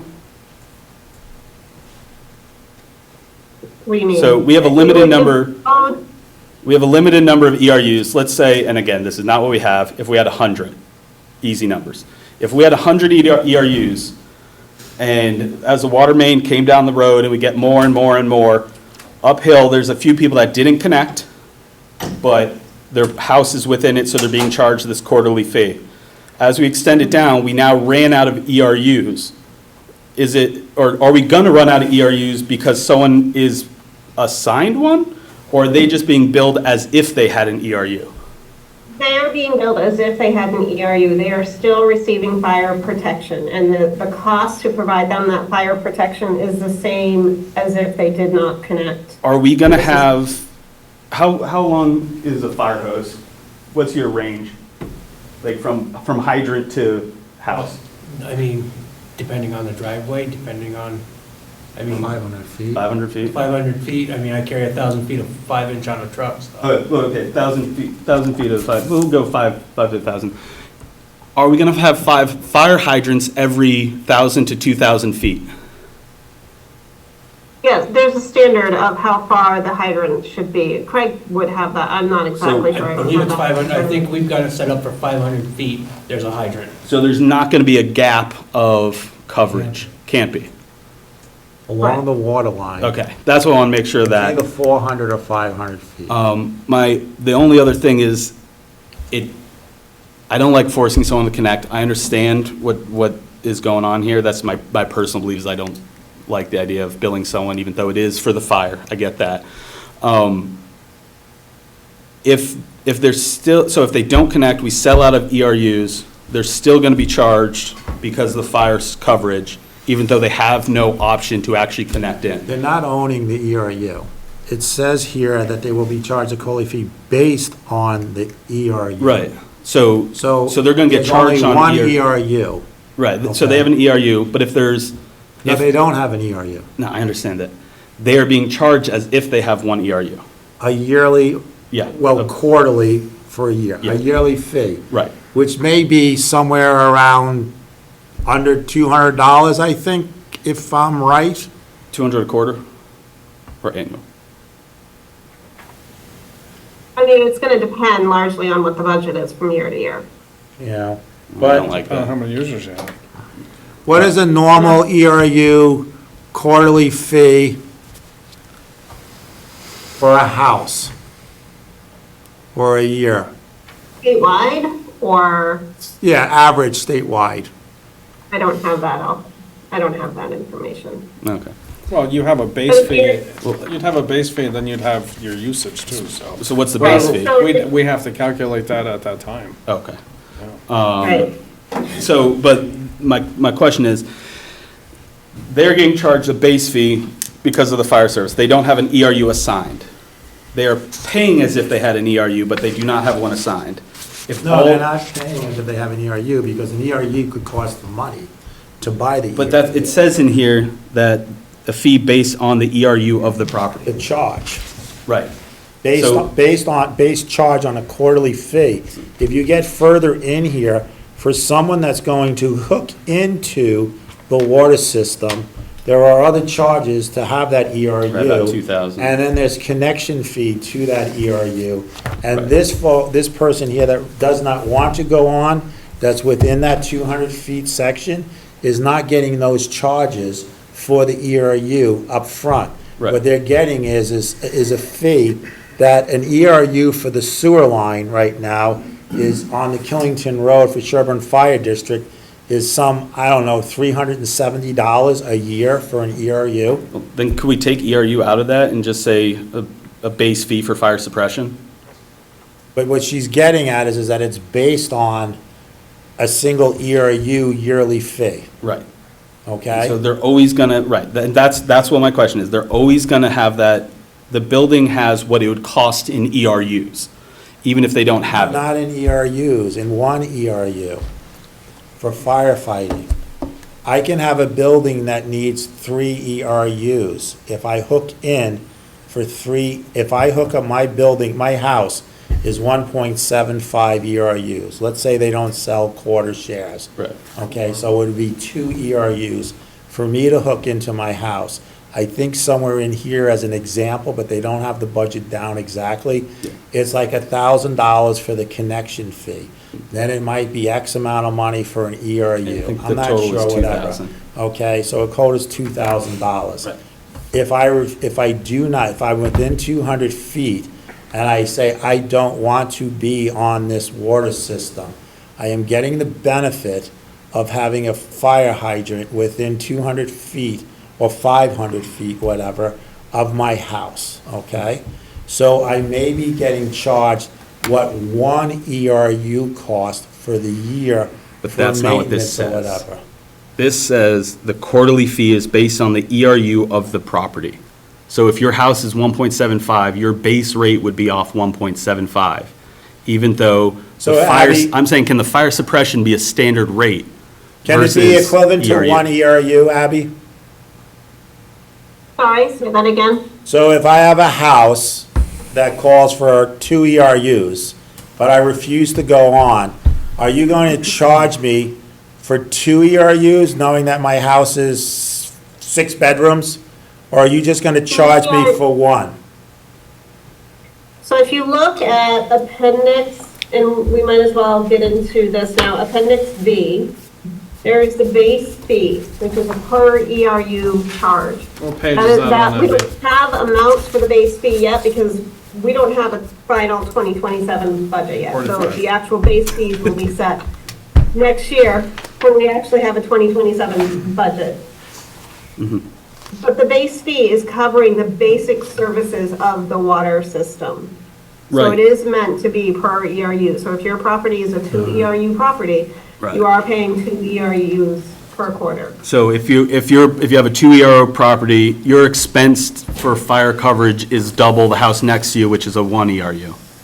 I mean, we can cut this a couple of different ways. We are expecting, we have had calculated that there are 1,429 ERUs. If none of those decide to connect, 1,429 ERUs. If none of those decide to connect, it's going to be the same. We have to charge per ERU. If half of them connect, either we up the amount per ERU and they are charged just one. I mean, it's kind of, how do you want to slice it to pay the costs? The costs are fixed. What, 1,429 or whatever did you say? 14 what? 1,429 ERUs. 1,429 ERUs. So we put in this water system and everybody says, thank you for putting in the water system. None of us want to be on. Right. Okay, and it's $1,429 a year to run the water system for the fire hydrants. Okay? It will be $1 per ERU. Right, but that's not my question. My question So is. times 2 ERUs, times 4 ERUs. So where I'm coming at is that they've looked, like your suggestion of going down, that we're gonna run out. This water system is based on all of the buildings coming Right. down the road or whatever. And they took into consideration the flow of the different hotels, the different restaurants and everything there. Right. So they believe there's enough water to go through everything here. My question comes back to, if we sell out 1,429 ERUs, okay, and someone still hasn't hooked in, They can't. they can't hook in because we're out of water. We're not out of water, we're out of allocation. Yeah. Okay, so would we be, in my mind there, we would have been charging them for just the 1 ERU to go in, but now it's like Right, so 2, that, 3, 4, 5. that's where I'm is, I think my But suggestion. we're not gonna know until, Right, my suggestion is, when we're talking about not connecting in and being covered by the fire suppression coverage, because that's what it turns, if you don't connect in, you're covered by fire suppression. We make that a flat fee, so we don't have to worry about, well, it's this many, like, that house is bigger, so, it could burn more, or whatever. We just say, if you do not connect in, the base rate for fire suppression for a structure within 200 feet of the main line is X amount of dollars. and I think where Abby is So coming. if you have an entire condo association that says, we're not connecting, they're gonna say, pay the same amount as a single-family home. Yep. No, each unit is separate. But I'm just saying, that's where my stance, and that's why people may not like it, which is fine. But I'm saying that's where I'm coming from of, if it's fire coverage, it is not, I don't view it as a scaling thing, because you access the same, so if you're connecting in, you have your ERUs, all that, but if you're covered just the fire, maybe we shouldn't do it by ERU value. And that's where I'm gonna say, I do disagree Yeah. with you on it, because each individual condo owner is going to get a lesser insurance bill because of, all right? So that condominium association, let's say if you just gave one flat fee of $1,000 a year, okay? Because I have a 4-bedroom house, and next to me is 50 condominiums. So I pay $1,000 a year for fire protection on my single-family house. And the 50 condominiums total next door pay $1,000. I think that each one of them, and I think it's gonna get tricky until we really have, in one way, I'm saying that each one should only be charged 1 ERU if they don't hook in. But in a Which I'm fine with that, that's a flat, condominium, each one is a separate unit. Yeah. That would be like in a zoning permit, saying that a condominium is gonna come in and build 144 units, and I'm only gonna charge them $600 as the same as a single-family house. I mean, we could do a No, cutout it's for, 600 per unit. we could do a cutout for associations, because we've done that for other stuff with the mains connecting and associations needing multiple No. per building. But So we could if- do, however, for associations, 1 ERU per unit. I just think, that's just a personal thing, and you don't have to take it. One other thing, does, the school knows that, how many, the water is going up to the school, Correct, and the school is connecting? correct. Okay. Just want to make sure that, and they know that their connection fees are going to be 10,000 plus for probably, they're going to have multiple ERUs at the school. Yeah. And it's like 2,000 each. So they're being passed the numbers for their budget. It's probably gonna cost me, I'm probably gonna have to get 9 ERUs Right. on a commercial. I just wanna make No, sure we're telling the But what I'm school. getting at is that the school has to test their water and do a whole bunch of other stuff. Mm-hmm. So it cost me $15,000 a year to test my water and treat my water and do all this other stuff. So if I get a bill for $10,000 a year for 9 or 10-year use, I'm saving money. The school is going to save money too, because they're no longer gonna have to have a person that has a level 2 or 3 to do testing, have to do lead and iron testing all the time, Right. or coliform, or all this other stuff there. Yeah, I'm just asking if we're making sure we're keeping them in the loop for their, because they're also budgeting years ahead, like the town is. So just, can we make sure that we reach out to them, so we don't hit them with an unexpected bill? They may come and tell us they don't wanna hook in, And then they'll get charged for the fire suppression. and then they'll save on fire suppression. Right, yeah. I mean, I think we're like, I think we don't have any pricing in front of us. We're not approving this thing tonight. We're giving feedback, and until we have the fees, we're just gonna like go around in a circle here. Yeah. So, And the That is my reality of it feedback. is though, Patrick, like through this, as the system keeps, users keep connecting and we'll have a budget to approve every year, we Yeah. could look at restructuring a rate fee. And I know one of the former towns I was in, we had USDA come in and talk about, you know, why you wanted your base a certain way and everything else. And so there easily could be a restructuring down the road once we kind of know what we're doing, I guess, would be the best way to say it. I think you that's know? maybe where I'm at, where I just, I Yeah. don't like it, because I don't think I don't have the numbers. Right. That's what the- It's hard when you don't know. Yeah, there's a lot of unknowns with who's going to connect right And I now. don't like forcing people to connect, but I get that it's kind of needed for the health of the system. Yeah. Cool. Well, those are my suggestions and feedback. Thank you, Abby. I would be more scared about this if the town wasn't getting all the grants and everything Yeah. else. Yeah. So let's remember, the first $21 million of this water system, everybody that's not in that village area up there, or if there's never a village built, Great Gulf is paying it, Right. okay?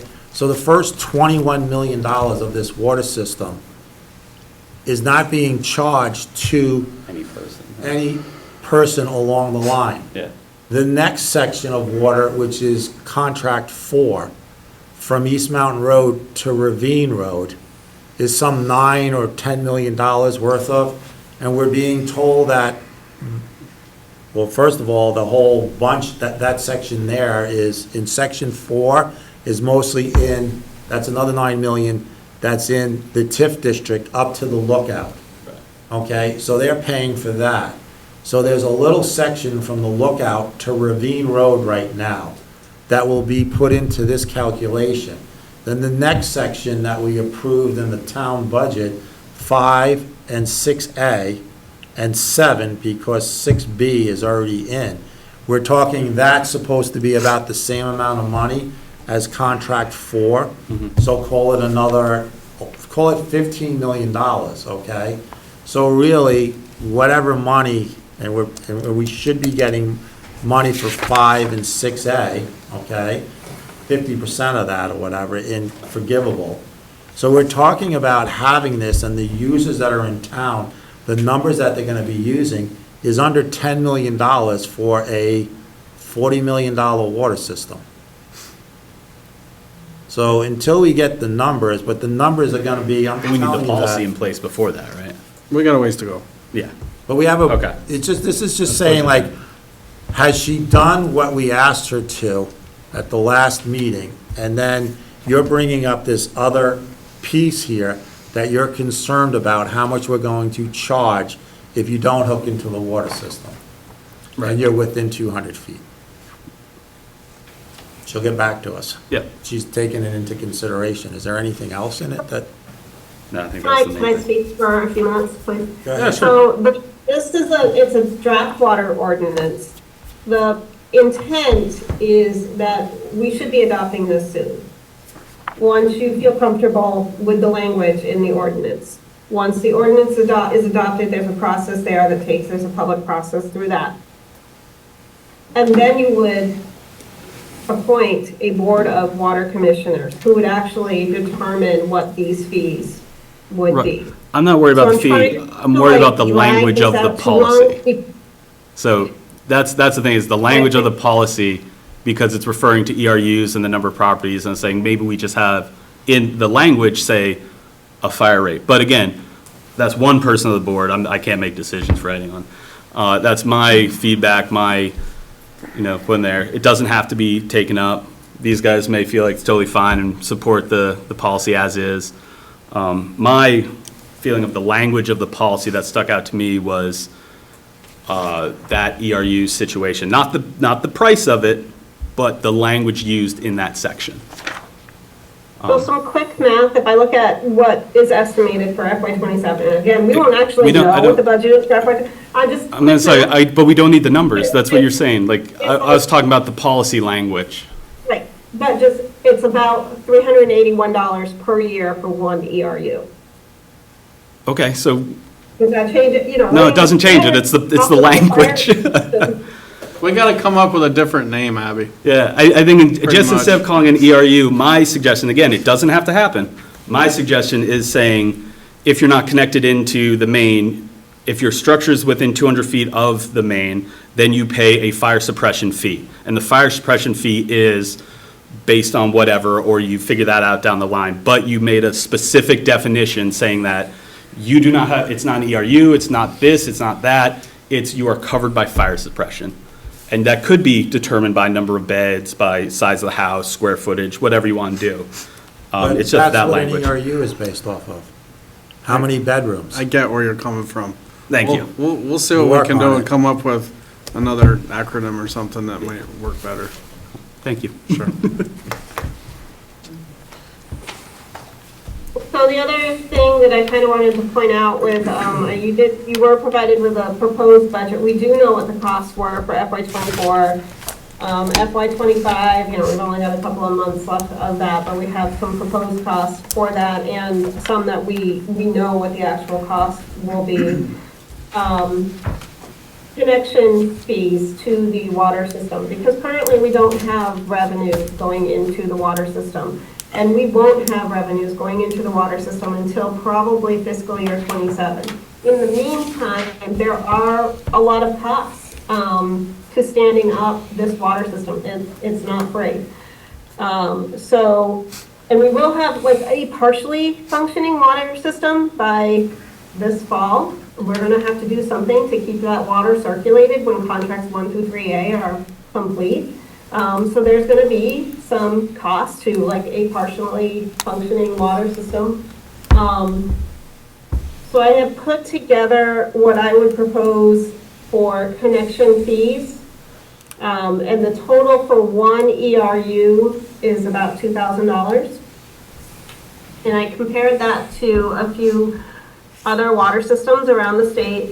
But granted, most systems around the state, they've been running for a while. The newest system was built in, I think it was 2016 or 2018, and that was Berlin. And their current connection fee is $13.25. I mean, that's a number of years old already, unless they've updated it recently. By comparison, I looked at City of St. Albans, and theirs is $2,500 for one ERU. So that is just, what I would propose that we charge for connection fees.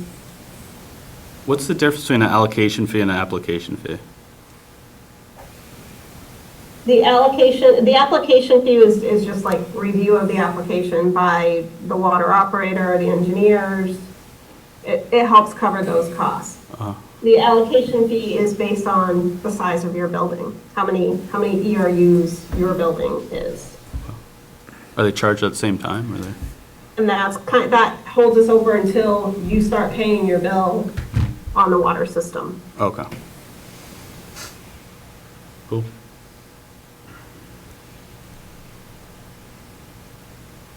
Anything else, Abby? I don't think so. I think that was it. Thank you, Abby. So 1,429 ERUs. An ERU is usually about 210 gallons per whatever. Per day. Is that about? 200 per day. Per day. That's the average. Right. Yeah. So in order to get 210 gallons per day, I would need one ERU. For a single family home, it would be one ERU. Right, okay? Doesn't matter if it's 1 bedroom, 2 bedrooms, 5 bedrooms. it's one ERU, just to bring that back to you. So a condominium that's a studio Or a or half to a year. 4 would be one ERU. It's not circulating. Okay. And it's gonna freeze up like a. So the houses going up and down the block, okay, or along East Mountain Road, no matter how big the house or how small the house, is one ERU. Okay. Okay. Put that language in, yeah. You know, well, it's, she's saying that it's, you need one ERU for a house. Jim, are they gonna use the There's same language calculation in as the our district uses? ordinance. No, because the ordinance says, so this is what I just picked up on. Yeah, that's different. The yeah. ordinance says I need 1 point, that's why I said 2. Right, yeah. But I would need one ERU for my house for the water, okay? So this is where you were getting before, like, you know, one house is smaller or bigger than the other, so that house would need. Where you get into where they're gonna be, so if my building, okay, is doing 1,600 gallons a day, okay? So 1,600 gallons divided by the 210 would say how many ERUs I would need for my building, okay? And then that gives me, each ERU is giving me like 10,000 gallons per month, okay? So if I take 1,600 gallons a day divided by 210, I need 8 ERUs. I was saying I need 9 in the sewer district, Bill, okay? So I would need 8 ERUs. So for me to hook into this system here, it's gonna cost me one time up front. I'm gonna have a total cost of $16,000 to hook in, plus me running the line from the curb to my place, okay? Right, and I'm telling you that I'm spending over $13,000 a year currently in just testing, and that's not with the cost of how many bags of salt that I'm using, how much my electricity is running it. So to me, that would be my house, I would need one ERU. And I think that's where you're getting, you know, like one house compared to another, okay? So each house would need one, Right. okay? So, yeah, I mean, if that language is in there, then it would clear that up too. Yeah, If one house is one ERU. But so. Get on it. It does okay. actually say that in there, that one residential unit is Yeah, one I think it's in there, ERU. and I think that's Okay. where we're getting, and then it was just hard of getting along, like, to me, it's just like, so if it's $310 or whatever, or $350 Whatever the a fire year, costs. it's Yeah. $350 a year to have this fire suppression. So, I think Yeah, I was that's- going, I was going with what the ERUs for the sewer district was, you know, but it's one ERU for a family, single-family home. Right. A duplex, it says it in here somewhere, because I in remember one of the reading that. pages, it says it's each individual, Yeah. okay? And a condominium, it's each individual unit in there, okay? Yep. But we're not taking any action on it today. Though we're just Yeah. talking. Were there any other ones for you after, No, that was the 103? thing. you know? Okay, No, the rest is super technical. yeah. But I think that might have cleared up what you Yeah, were, yeah. I'll look back at at that. a single-family home, If- is Yeah, only one ERU. if that's in there, then that does clear it up. okay? Do you need a motion on this, or no? not It's just a ready. draft. Yeah, it's not ready. Right. Thank you, Abby. Thanks. I do think we got a big thing cleared up there, Patrick, Yeah, no, I do. okay? Took us long. Because I was going based off of what the fire Fire district was. district, yeah. Oh, okay. So, we're moving along at this point to RRPC, no, we did that. No, we have another one. No, okay. It's So emergency- RRPs, Emergency Mutual Aid Agreement for Public Works.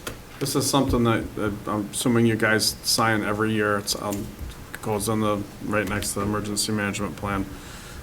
Just a mutual aid agreement for public works departments. Most of them do it anyway, so, but there's one in there. If you want to approve it, we can add it into our local emergency management plan binder. The benefit of signing it? I think I have to sign it, but it just has, I just have to Well, us have a. approving for you to sign Yeah, it? right. What is the benefit of having this? Mutual aid. The fire departments have done it forever, you know, and I mean, down in the valley, we used to do it quite a bit, so.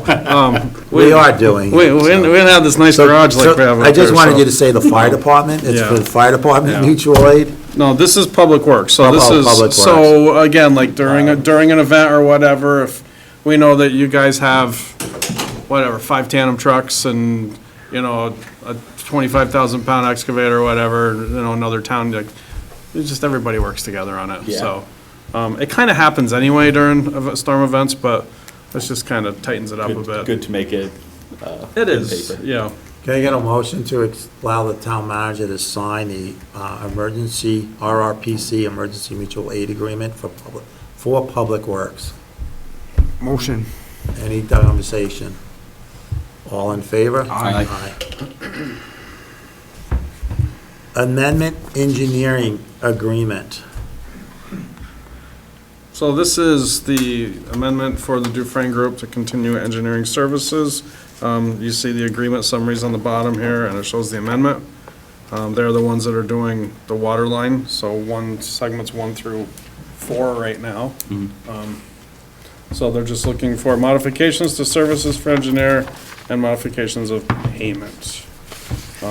So I could, as the town manager, I could sign off on this, but I wanted to make sure that the board wants me to be the duly authorized agent to sign stuff like this.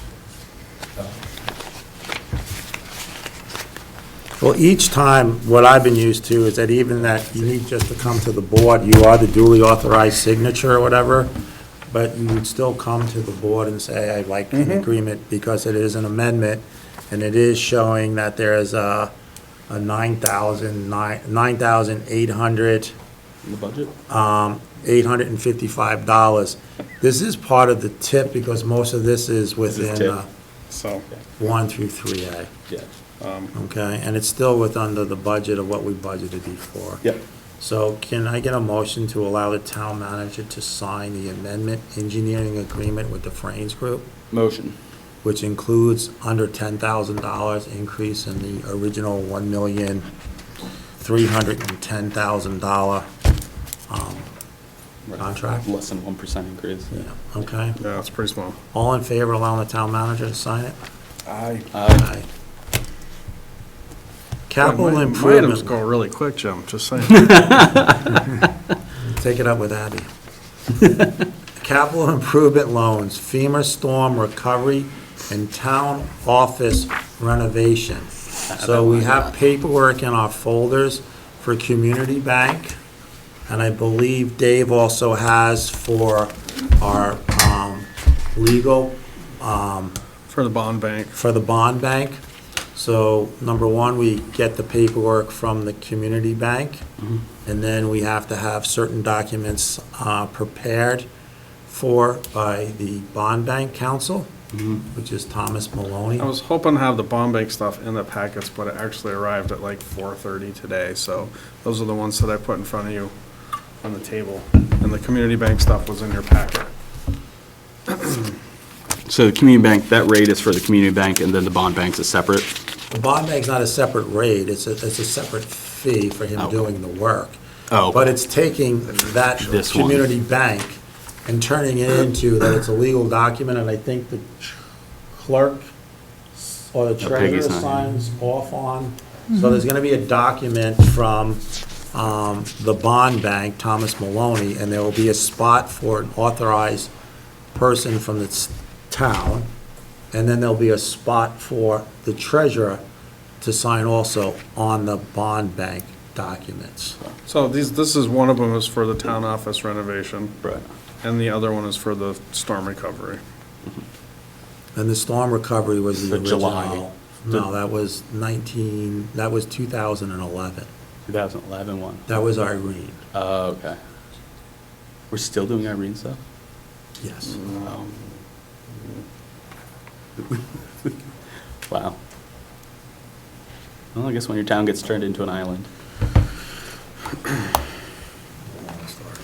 Anyway, can I get a motion to allow the town manager to move forward with the FEMA storm recovery capital improvement loan and the town office renovation capital improvement loan? Both are 10-year notes at 5.35%. And then the same motion to allow the town manager to sign and to allow the treasurer to sign the documents from the bond. Motion. I don't know if you have to make a motion for the treasurer, so I think she can sign automatically. We'll make a I motion also, for you so to this way sign. the people know that she's not in trouble. That's why if she she's the signs treasurer. it. Yeah. They voted for her to sign. All in favor? Aye. Department financial reports, treasurer's report. The treasurer's report is in your packet. Do you feel the need for a presentation, or we kind of went over it once with the golf anyway, so it's pretty straightforward there. Any questions or concerns on it from the board? How are we doing cash flow wise? Kind of up in the air right now. Yeah, we have like about 11 million right now in the checking account. We need to pay the state the 8.3, so we're gonna left with 2.5 million right now. Are there any other big bills coming up? Yeah. So Monica and I met last week at some point, just going over to see if there's money that, and we know there is, that stuff has been paid up from the general fund towards some of the projects that are waiting for reimbursement. So hoping Mary Ellen's coming back from vacation, I think tomorrow. We're all going to get together and really go over all these and try to get a spreadsheet set up of, what's been funded, where the void is, what we need for more, what we need to reimburse basically the town for again. I think that'll help us a lot. So, unfortunately, it's like we were talking earlier today, Patrick, our audit is a snapshot from July or June 30th of last year. So, we won't know this year's numbers until the audit's done. So, Right, so we gotta get our own operating one going. as a accounting friend of mine used to say, it's sort of a moving target right now, which I don't like, but, that's where we're at. So I think once we just start tightening it up in-house, we'll really know. It's hard to do with municipal budgeting too, as, you see the warrants, and some things are prepaid and some aren't, but we're gonna get closer with this. I'm pretty confident that we can really tighten this up. And So we don't need a bridge loan right now, but it's not ruled out? that might be a request in the near future. Sort Like of a anticipation note of some form. And that, would that be pending, oh, sorry, go ahead. No, go ahead, I was gonna say, would that be pending on taxes coming or the reimbursement from? We're done with taxes. I think we could do a tax anticipation at this time. Right, because it would be the end of the new year. Tax anticipation is supposed to be for the year that you're going into. Right. Right, It's not for this year. So We're done. The last payment was February right. 15th. So it would be. So our next is in August. And we don't want to start drawing off that to pay off previous year. Yeah, I mean, Yeah. whatever. Okay. So I think what really has to happen here is Reimbursement. well, number one, the way it's set up with the construction work is that we do use the general fund money to pay. We're only allowed to put into SRF and into the other funding. I believe right now it's all SRF, okay, to get reimbursement. But we can only put it in once a month, I believe, I think so. SRF. So we're coming to the end of April, so we will be filing for money that was paid out. How much we paid out in March and what happened the last time around when we went into the August payment or when, the end of August, September, when we had the 8.4 whatever for the other bank, was that we only get reimbursed upon signing off from the engineer and then from the state. And the state was a little behind then, so I don't know where we are now, but that's an exercise that finance and the treasurer and the town manager is going to take up tomorrow. So I'm gonna tell you, I'm week number 4 in here, and there's some things that are making me a little nervous, and, we've been talking about them too with, as we're looking at, it's kind of my report too, but, looking at moving forward with the town office renovation, like, it shows that we have, well, the bond that's coming, then that we have $413,000, but, when Monica runs the numbers and we're looking at her report here, and it shows that we're, owed $7,200 to the restricted fund, that makes me nervous, like, we don't, like, those, we should be leaving them alone, and no matter what, because that's what they are, is restricted, so I think just figuring out where that is and what needs to be cleaned up is kind of a high priority for us right now, so. Agreed. Yeah, and one thing that's hard for me is like, just coming in here, like, this isn't my budget that I've helped, and next year's isn't either, so, that's kind of a tough one to. Get your shirt sort that of, says, "This isn't my I'm like, budget." well, that's the thing, like, I mean, I had no part of creating that budget, so that makes me, a little nervous too, but, We won't hold that against so, you. thank you. But, yeah, we're hoping to tighten these numbers up, because. And I think you have to go back to the vote that we had for the TIF, the first 2 years, Knew we were or gonna go. 3 years. But- It actually talks about funding $2 million, up to $2 million worth of soft cost, certain things. So we're not getting reimbursed for certain things because it's not the construction side or whatever, okay? So, and that's supposed to work off of the cash flow. But then at the same time, right after we approved a TIF, we got hit with July of 2023 flood. We paid that. That out of also it. took money Yeah. out. Yep. So, as Dave says, it's not his budget, but I think that the manager, the treasurer, and the finance have to sit down and have to understand that the way the cash flow is supposed to go for the TIF until, until we get to, I think it's the 2027 year, that, then it's supposed to be no matter what. It's either 20, I think it is 27. So we just have to go through that. But also, if it's greater than $2 million, which I don't think it is greater than $2 million, then they would be liable for that money this year. But I don't think it's greater than $2 million. So it's a matter of sitting down, those three, and going through it. It's not us at this time. So, Looking forward to that. Payment is not until, is it June 1? June 1st, yes. June 1st. So I would think the first meeting in May, you'll have a better understanding to come forward with us, correct? Hopefully. Yeah. That's the plan. My concern is, like, I really want to get this town office redone, for many reasons. And I want to make sure that we have all the funds there to do it.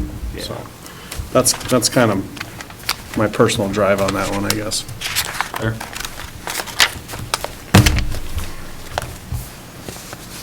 So can I get a motion for the town manager to sign for the short-term, for the FEMA storm recovery capital improvement loan? I think we did that already. Oh, okay, sorry. Yeah, we're done on the That's treasurer's a financial report. report. So now you're down to the general fund comparative report? Yeah, we already did that one just now. So, yes, we're at general fund comparative Well, report. we did the treasurer's report. Yep. So we're on to the general fund comparative report. Okay.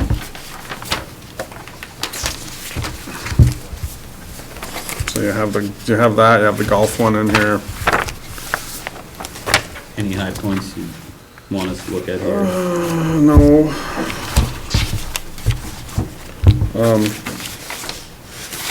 I just, like, on the fire department, I just looked at that. how do you have a negative in donations?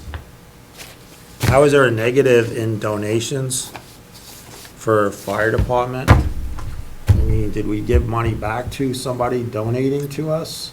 I'm gonna guess that this just needs to be an And that's why I don't want to an go. adjustment, you know, it's probably But I not a have- big deal. How are we in period 9 underneath the police department for gasoline? That there is no gasoline charged to the police department? Yeah.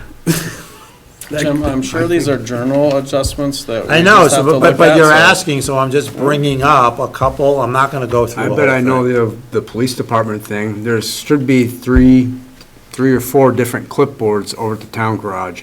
One for the highway, one for the rec, one for the police department, one for the fire department.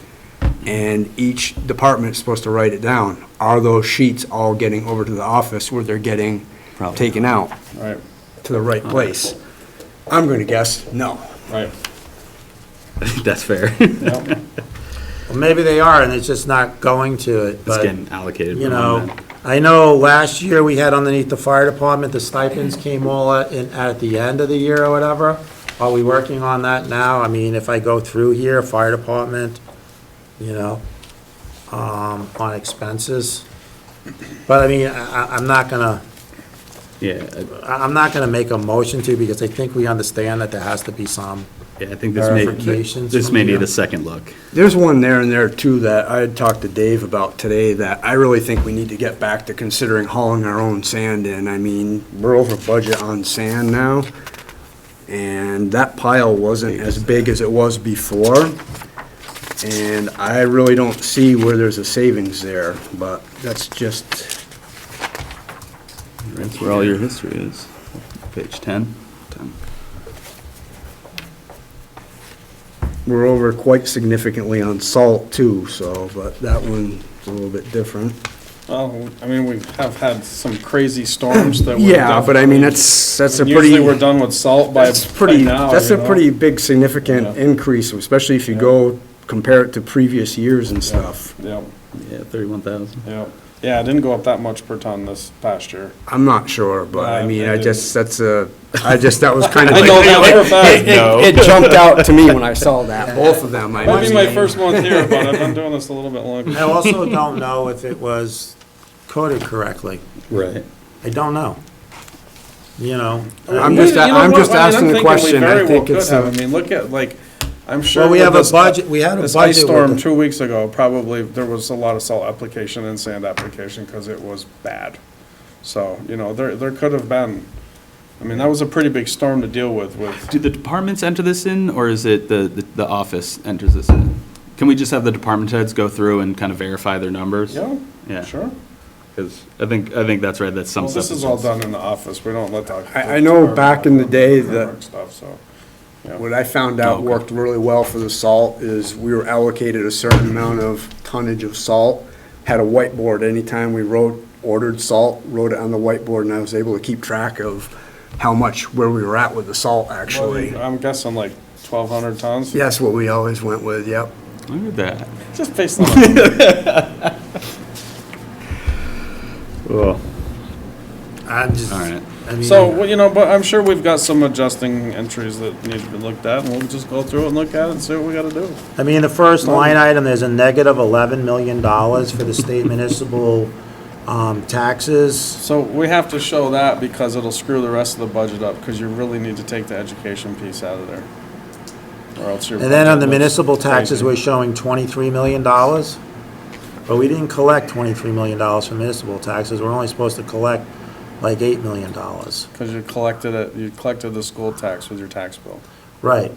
So it I- shows but- revenues coming in, but and then if you I have go to to show it as past- an expense going Yeah, out. but if I go to past years, everything was, this is just me saying that in some years, we were told that we couldn't have. So if you're new, just tell us how it's going to be, but this is not apples to apples from previous years, because everything was in the state education taxes or whatever, there wasn't a negative number in past or whatever. Looks like So it that's was what done actually in '24 too, though. Yeah. Had a negative 935,000 there left over at the end of the year, so.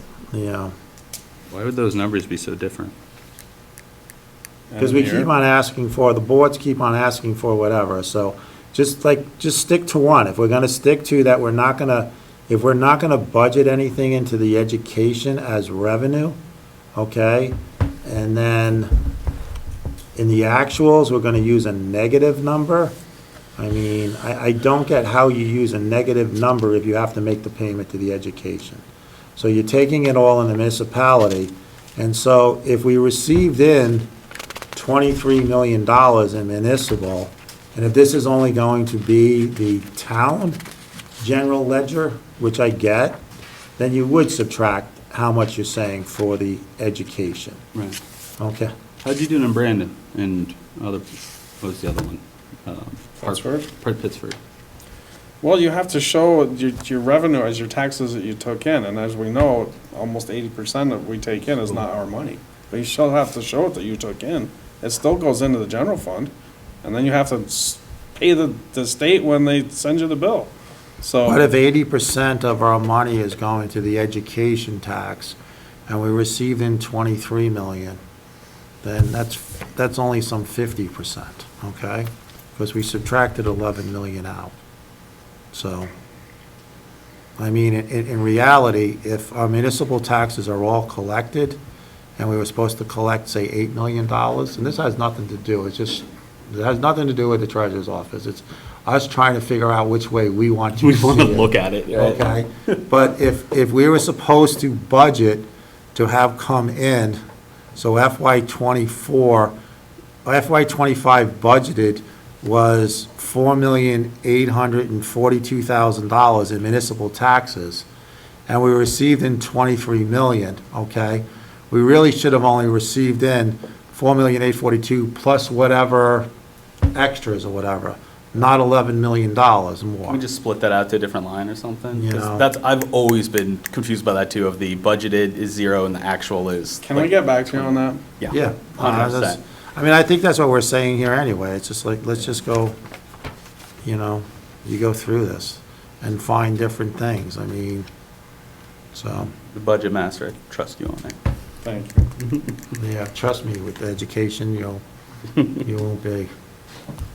But that just makes sense to me, that if we budgeted we budgeted $5 million in municipal taxes for 2025, and we received in '23, the education would have been about $18 million. And how much are we paying the two payments? You're paying $8 million.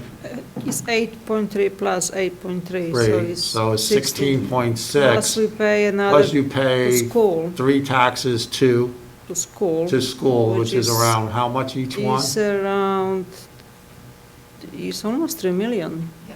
It was So almost 3 16, million. so the So that's about 16 plus the 19. 3 is the 19, We still have the okay? delinquent And taxes, too. 19 plus the 4 is 23, so, So it gets there, right? yeah. So I'm just saying, that's This that's all. shows too that all the municipal taxes have not been collected either. You Right, know, because there's delinquent, yeah. So,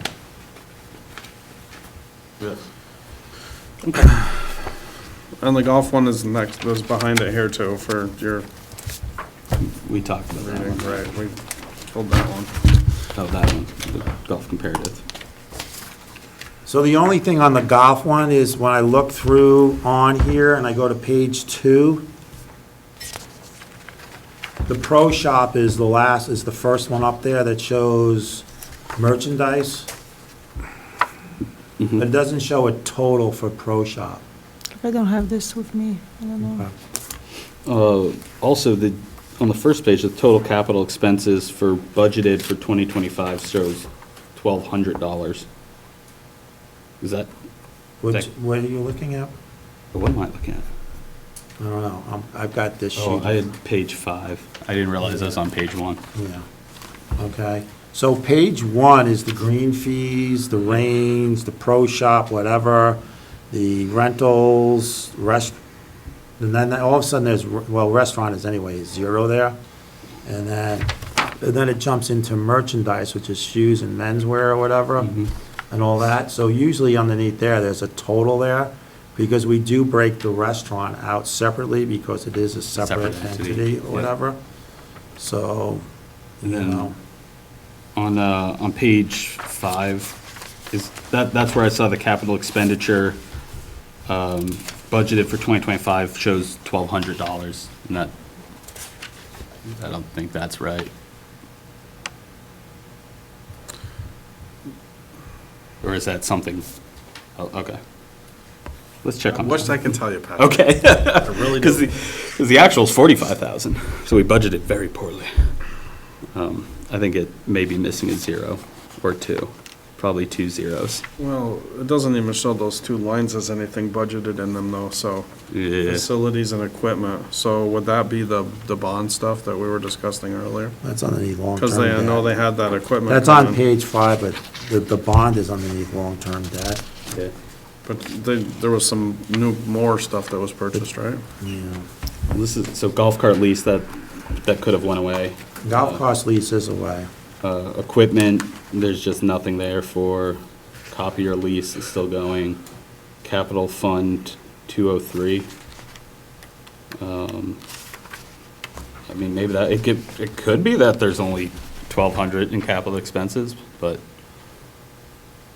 Which line are you looking at 1,200 on page 5? page 5, total capital expenses, Original. under budget, 2025.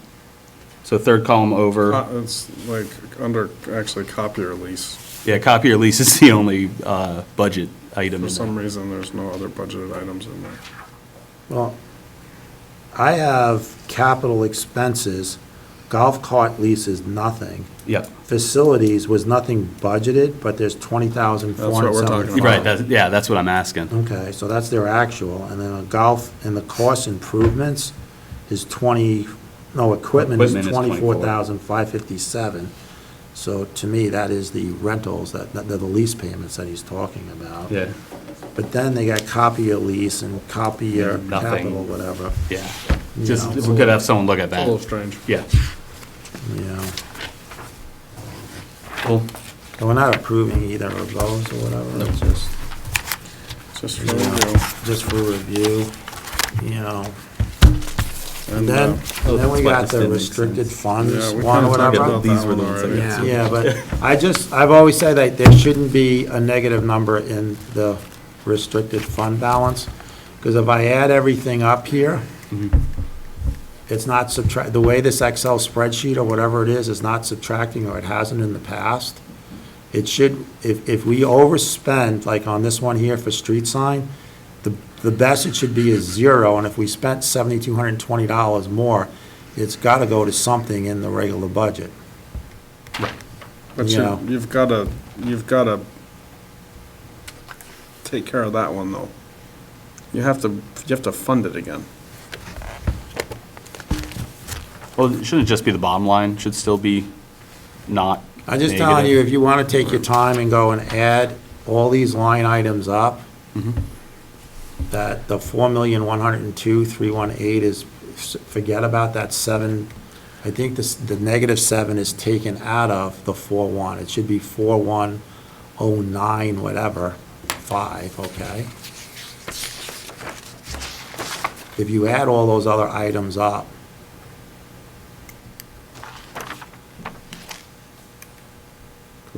Right, then I'm listening to you, I'm sorry.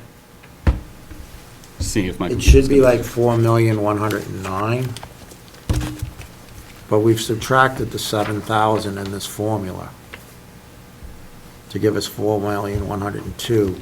But if this really is our restricted funds, then we should really have in our restricted funds 4,109. That's the mystery question right now that we're trying to figure out, because everything comes out of the same account. It's on paper where it shows as things are separated. But that's where I get So- back to, that there really shouldn't be a negative number, or it should be 0. But it could be a then- negative number for a line item, because if you overspend that line, you're gonna wanna know that you're trending to see that. So it looks like one year, you went over $15,000 on your sign budget. Okay. And So now then, you've- so then maybe we should just be adding something here to zero out that negative 7, so we show that we need 4,109 in the think we'd have to fund the line again. Well, then fund it.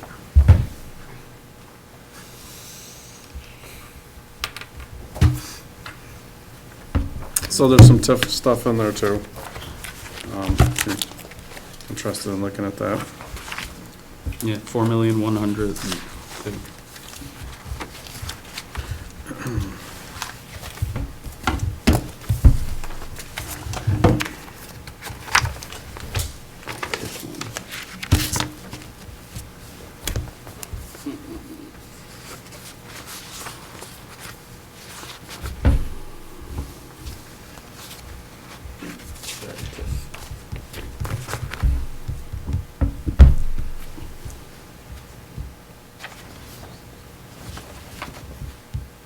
What's the negative 30,000?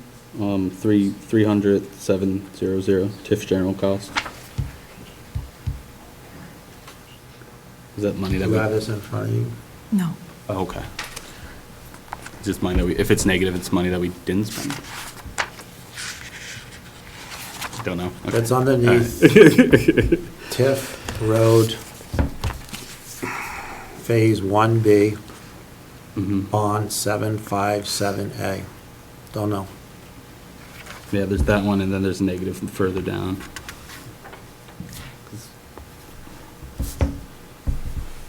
Okay, well, you're gonna dig further into these with your Yeah, that one's a spreadsheet. little odd. Yeah. Why it's showing that as a negative there. Because then you have some on the next page too. Way down at the bottom, 300, 913, 200.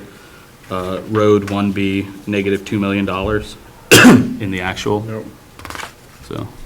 I think that's gonna come back to where we've got replacement money back, so like where we were talking about, I think, 2 meetings ago, where there was a negative number in one of them. Yeah.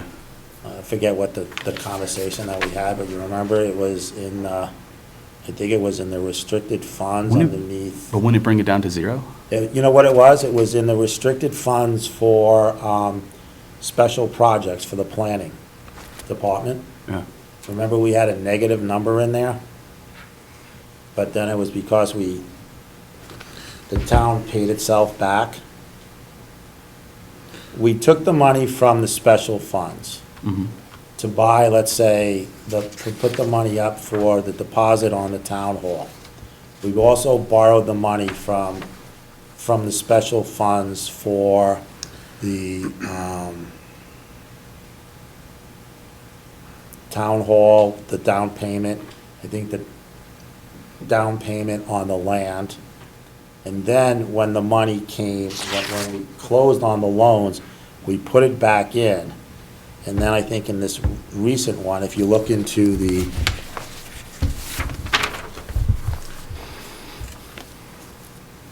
Patrick, just looking at this quickly, the revenues are all showing as like the SRF money that we've received. We've got a loan, SRF loan, right there. There's the TIF SRF, there's another one. Then it just shows what we've done for expenses on here. So it looks like we have committed to $11,403,145 in bond and SRF money and whatever else is coming in there for TIF. So, and then it just shows the expenses on the other side of 7.6 million. So technically, we should have 3.7 left if we've In the fund. received like the bonds, like, Right. you know, if they said, here's a check. Yeah, So okay, I don't think that's happened yet, but. okay. But this is part of that whole thing you want to so, build out. Right, so That- this that is, kind of yeah, I stuff. mean, that looks like that's showing like total bond received, so. Okay.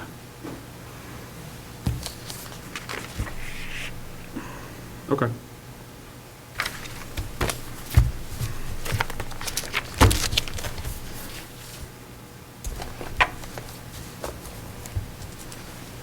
I just think there needs to be some clarification. Yeah. But And I think we're not that's gonna. get it until they. No, that's gonna happen when you guys That's do the your- plan, because Yeah. I'm having a hard time moving forward with it, not knowing what we have Right, in anything. in either. anywhere. It's That's kind of been a scary. topic of conversation lately. Yep. Well, thank you for getting on that. Green Mountain National Golf Course Comparative, we just talked about that also, so. The one thing is that I just brought up is there's no total for the, pro shop. There should be a line there showing the total for the pro shop. All right, Mm-hmm. so, and it could just be a line that was not added in this time at all. How do you guys feel about doing financials quarterly instead of monthly at the meeting? Obviously, if someone wants them, they're available. I think once we get, my opinion, once we get it straightened out, it's fine. But I think I want to get straightened out first. So my plan is that we're going to start bringing, a warrant to the meeting so that you guys are approving and signing off on what the expenses are that we've done or going to do. Cool. And then you'll be seeing the expenditures twice a month. Yep. And then we could really fine tune all of our reports and get financials to you, and it'll give us some time to really dig into some things too. So the financials turn into a summary of what we've been looking at and approving as we go. And we could do it quarterly. I think that makes sense, again, once we get the stuff that you guys are building out to kind of explain where we are. Okay. So me signing warrants, to be honest with you, I'm not sitting there and doing a total of what and where. No. Looking at the budget is gonna be what was budgeted and what was spent. Mhm. I'm not gonna be sitting there and calculating in my head every, a quarterly's worth of warrants. There's no person that's gonna be able to do that. But I do think that there's stuff that has to get fixed here, and I don't think that, by May, the first meeting of May, you're going to have it fixed. I have no idea until we get into it.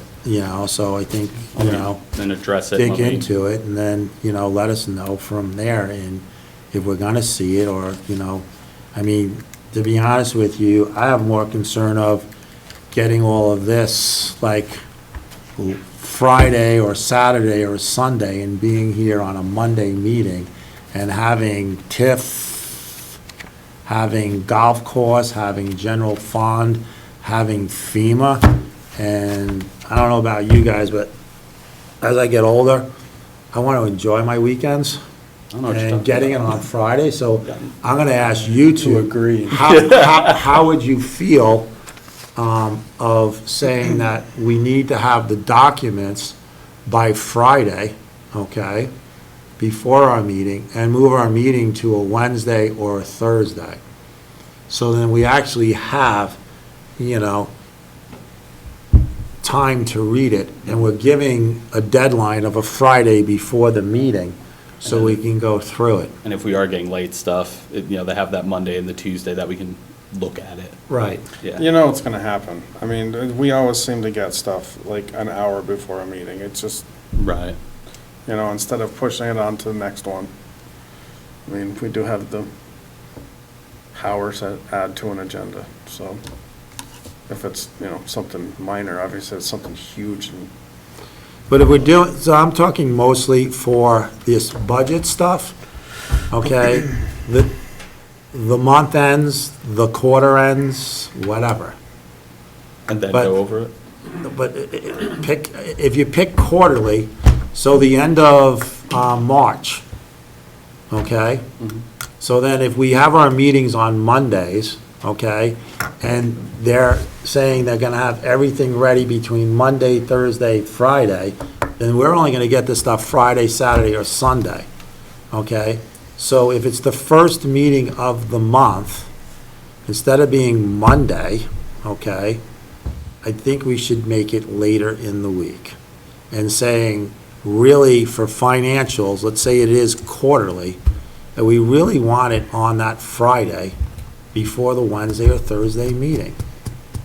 guys, if we did it on Thursdays, you'd have to put someone else on TAC, because that's the night they have their meetings, and that usually falls. Well, we in- can't do it Thursday anyway, because in Right. here, DRB Yeah. is here, or planning. Isn't there one of those every Thursday? DRB is the third the third Thursday of the month. Oh. We're the second and fourth. Well, we I'm not wouldn't do picking- it when it'd be. We're not gonna So- do it where we go, Yeah. but I don't care, we used to have board meetings on Tuesday nights, and we changed it because Miller and I had hockey on Tuesday nights, okay? But at least we were getting the documents to us by Friday afternoon at 5 o'clock. Seth Webb used to sometimes deliver it at 6 o'clock to us, okay? But we didn't have a meeting until Right, in a couple days. Tuesday. Yeah. But it's just something to think about because we could put it on there, but I said Wednesday or Thursday, not realizing that your TAC meeting is on a Thursday, Sorry. you know, so, but I just don't think it's fair. To have to cram the stuff. And then you're gonna be held to, you approved it. Right. I mean, Well, is it really, I mean, with the financials, are you guys really approving anything? Because, I mean, you've already had a budget that was voted on, you're just looking at what the status is of where we're at, you know, during the. Right, I think it's more like the. I mean, I think it's a great idea. The that drafts, like you the guys have draft more where time to you're read 20 stuff. I think it's a Yeah. phenomenal idea. Yeah. Yeah, I guess so. The financial may not be the biggest thing. For me, it's the getting a, 27-page, 40-page policy. I can make shorter agendas, that's not a problem. We won't be here till 9:30 every night. I like you guys. I guess where I'm coming from is whenever previous treasurers would put together the financials, the treasurer's report, since 2010, we would come in here and say, I make a motion to accept. So if we're gonna say that we're not gonna make a motion to accept, then fine. But if I'm gonna sit here and say, a motion to accept the treasurer's report as is, then you are taking on the responsibility that you've approved it as is. Right. Like, we wouldn't approve this one. And this that is we why, just like went I'm over. saying right now, like and this is just, maybe we're doing it wrong, okay? But we would get, for the last 15-something years or whatever, the comparative budget report for the general fund. And chairs long before me would say, can I get a motion to accept the comparative report for period 9, general fund? And by saying that, you have to admit that you read all of this since Saturday or Sunday afternoon. Right. And it's Monday night. But if we're not gonna make a motion and to accept it, then what are we doing? I don't care if you guys want to do it the same way we've done it for 15 years. I'm just looking at, if you're going to be approving the expenditures, like, you're approving the spending anyway, you know what's coming off of that report.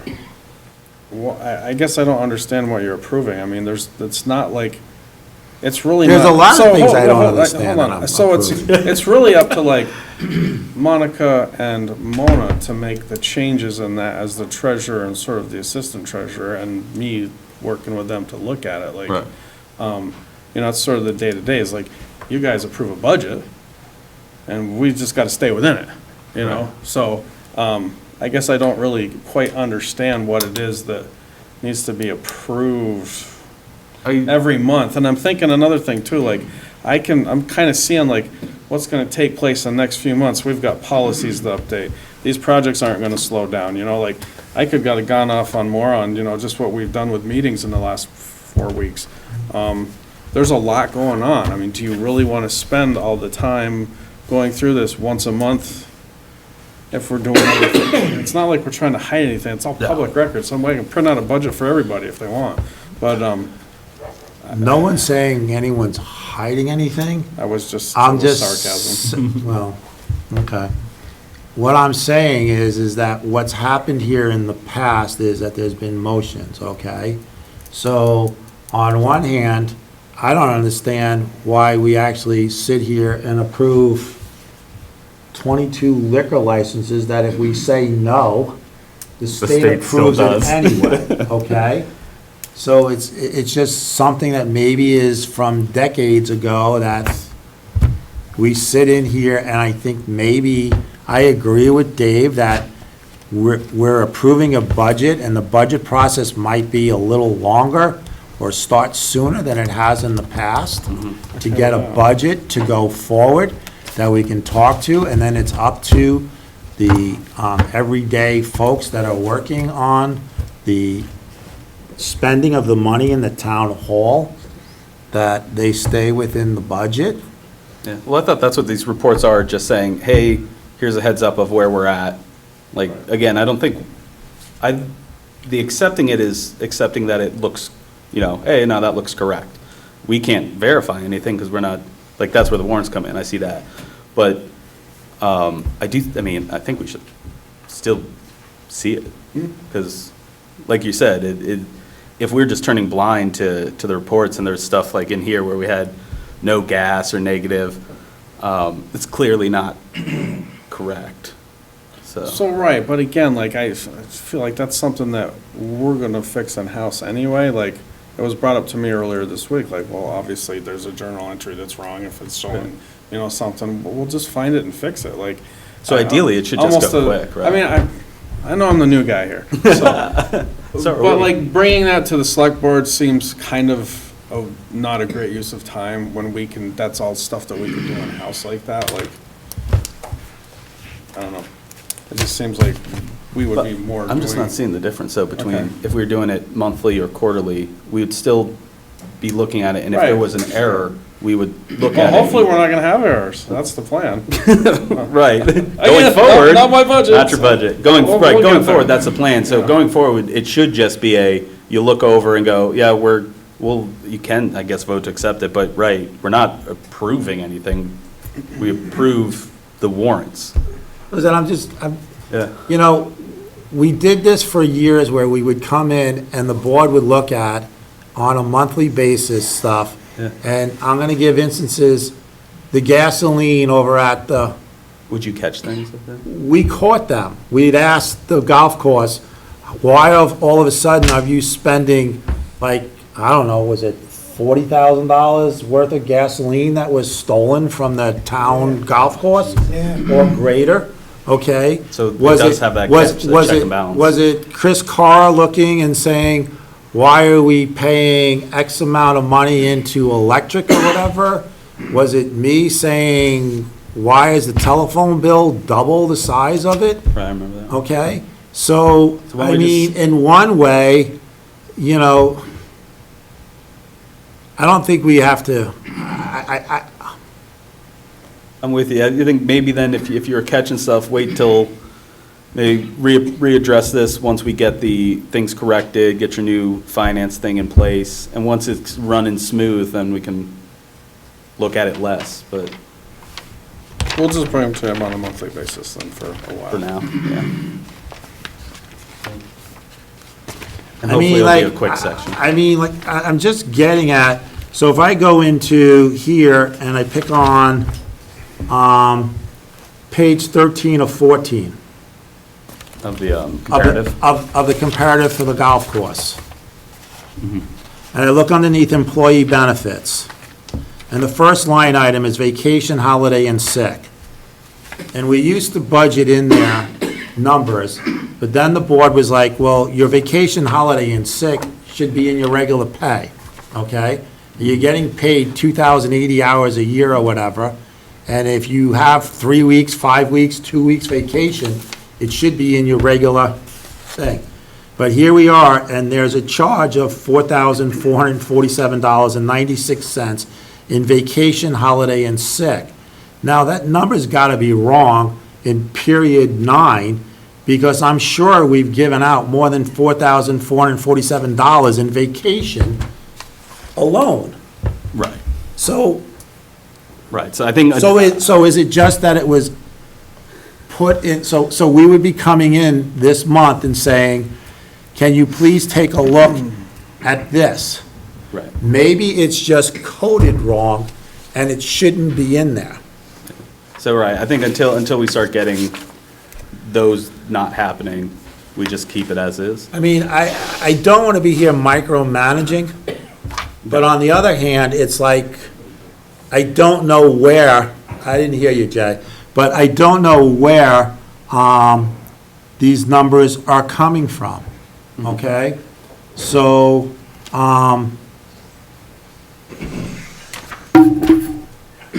But hopefully, it but shouldn't we're take in that long, period right? 9, and I This- think, Yeah, this is the plan, that we're just gonna tighten it up. Again, Yeah, you know, I'm 4 weeks into this. yeah. This is the first time I've ever dealt with a golf course. I'm figuring it out. I have my own thoughts on what we should do with it. But, you know, this is someone else's budget. We've already started tightening some things up. It's gonna get better, and my plan is that you guys are gonna look at this and not find any problems. Yeah, That's and the goal. I think once we're there, That's the goal. we push it, so we don't look at it as often because we don't need to. Exactly. Yeah. Let's get there first. We'll get there. Good.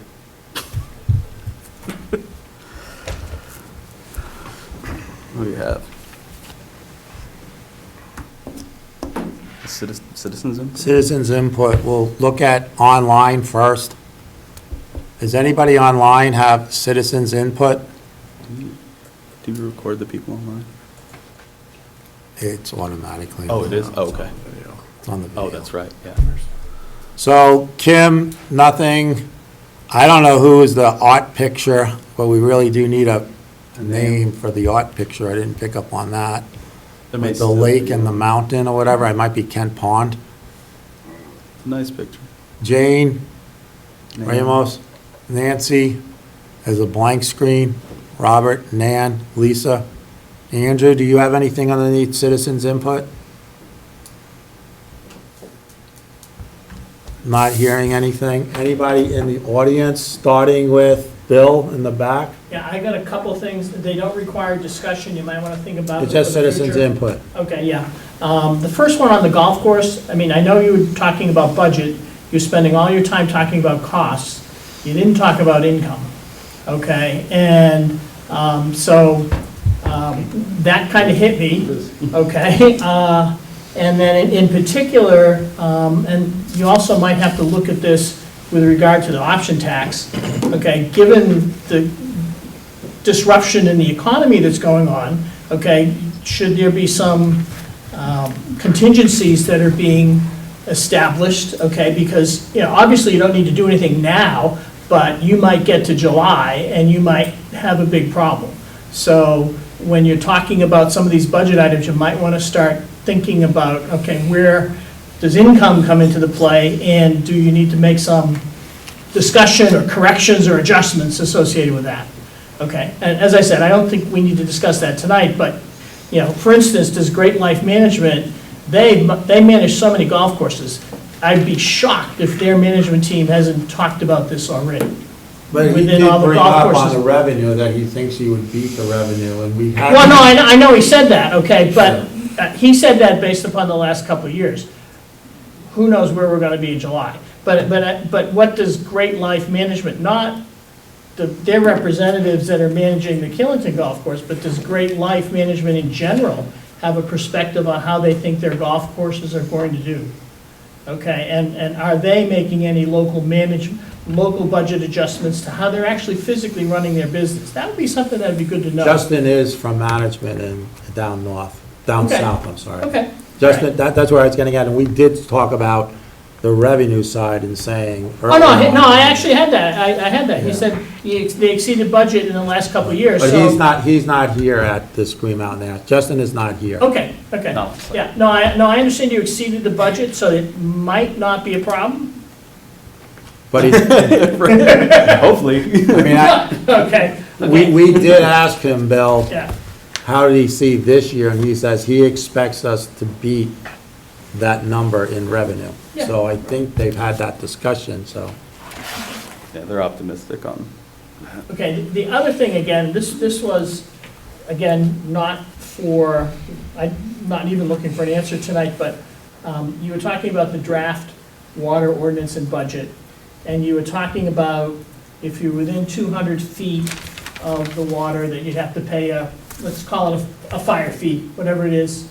Colloquial. Okay, and I can look at this map, the map of the water system, and like if you just look at going to the school, okay?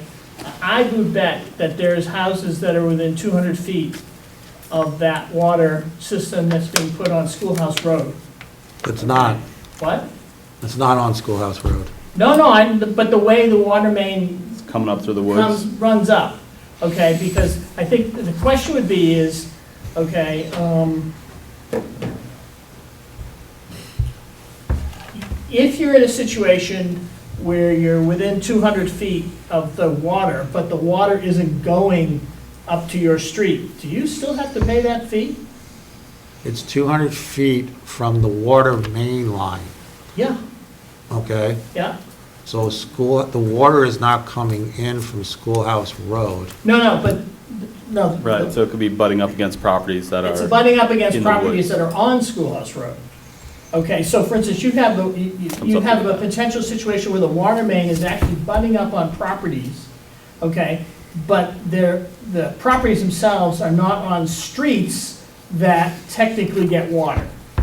So I took it that in this proposal is that if you're within the 200 feet or whatever of where a fire hydrant on the main is, okay, there may not, the water line that comes up from Millbrook Road, I think it is. Yeah. The water line there goes up Millbrook Road, Yeah. okay? Well, it And takes then a- it cuts takes a- through the woods or whatever? Yeah, it goes up Millbrook Road, and then there's the road that goes behind Casey's, I don't know what that road is, through the condo association to get up to the school. That's Yeah. what that's showing. Yeah. Yep. But that's Okay. not really, that's a trail that goes through Well, that but at the the issue, school? and that was just an example, okay? Right. I do believe you're gonna find there could be properties that are not, Right here's the issue. yeah, Yeah, because there's a road that comes here, the water main comes behind it. If there's no fire access along this area, then it shouldn't be applicable to those properties. It may But just the- be, again, tweaking the wording. but of- there will be a Road. fire hydrant at the school, so that's probably within 200 feet of residences on Schoolhouse Road, but Schoolhouse Road is not, Right. So again, maybe that gets changed to within, you pay that fire service within 500 or 1,000 feet of a hydrant. well, no, the real question I was asking is, Oh, sorry. if your property is not eligible to connect to the water system. And Okay, that's you the guys way have I always read looked at it. it from the other way. You guys have looked at it that the property's eligible to connect to the water system, and the people have denied it, okay? Right. Flip it the other way, okay? And I think you're gonna see situations where you have properties that technically are within any foot boundary, okay? But they might not be eligible to connect to the water system. We'll take a look at that, thanks. I was just saying, flip it the other way. Oh, it does, it may I take believe care it of says, it. it It says, says abutting street, Yeah. Yeah, alley or right away. So it may cut out that already. I was under the impression that it was that if the water was available to your property, okay? So like somebody that might be within 200 feet of, but couldn't get on the water system, that, from there, but we'll have to take a look at it, like she said, it's a draft, but Yeah, that'd let's be, bring that up to Abby. that'd be E also. yeah, it's just flipping it the other way, that's all. Yeah. Yeah, and, I was just curious what that was, Okay, thanks. okay? That's it. Mona? Jay? So, at the last select board meeting, we were discussing Chet's severance package. At the time, Jim stated that select board knew nothing about that. He said that it was done by Michael Ramsey. I put in a public records request for the warrants from the time that Chet left employment to the last severance payment he received. The warrants are made when anything is paid from payroll or accounts payable, and the select board signs to approve the payments. All the warrants were all signed by all three select board members. Therefore, if the select board were not looking at the payments that they were approving, they would have had to know that Chet was receiving payment after his last week of employment. So this is an example, this is the first week after Chet got done, and payroll got messed up, and Chet didn't get paid. So Chet got paid by a totally separate check. On this warrant, Chet is the only one on there with his salary, with deductions, with insurance, with everything, all signed by the 3 select board members. So for anybody to sit here and say they didn't have knowledge that Chet was getting a severance package, they're either, they're either deceiving you or straight out lying to you. That's all I got to say. Okay. Is the TIF report going to be posted on the website? I don't think we do our monthly reports, but if somebody wants it, you can give it to them. I can send it to whoever would like it. Yeah, I'd like a copy. Okay. Do you want to send me an email, Ken? Sure. Okay. I'm sure you know my email address, right? Yep. Okay. Yeah, I'm sure I'll forget by tomorrow anyway, so send it over. I'll send it your way. Lucretia, No, I'm good. you got anything there? No, nothing. Thank you. Rob? No, other than I will proceed with vigor in what you gentlemen have asked me to do. And it was interesting because I just made a couple of notes tonight. You are in a tough position coming in brand new, Dave. And I heard you say multiple times, we got to do some tightening up in-house. And that's what my situation rests. But thank you. Thank you. Monica, other than treasurer, you have nothing? Okay. Select board member concerns?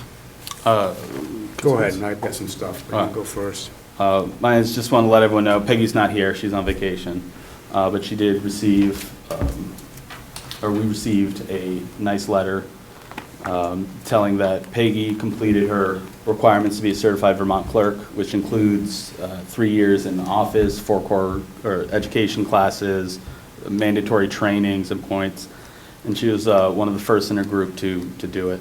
So I just wanted to say congratulations to Peggy. She did it. She made the town look good. So, thank you. So, actually, I know the budget's already been passed and stuff, but I finally had a chance to look at this town report a little bit closer, and there's some stuff in here that, considering we're in financial issues possibly, I mean, there's some stuff in here that kind of, I question a little bit. It's like a weather station traffic monitoring device for $50,000. I'd like to know what that is, and do we really need something like that? I mean, is that a camera like what they have on Route 4? I mean, I think that's... Don't look at me. I asked him, and he didn't know anything about it either. I mean, that's... And the other one, too, is, I mean, we had talked before about a compacting roller for the town garage, but, I mean, maybe if things were better, I would say yes, but $10,000 there. The steamroller? No, it's for like compacting gravel, a vibratory roller. To your grade. And the other one too is, I mean, do we really need to contract out a payroll service when it was always done in-house before for $13,000? I mean, I would think that, you know, anything we can do to save a little money, I think is a good thing, really. Just take a look at those, I guess. Yeah. Especially that weather station. What section's that under? Under traffic control devices, I think.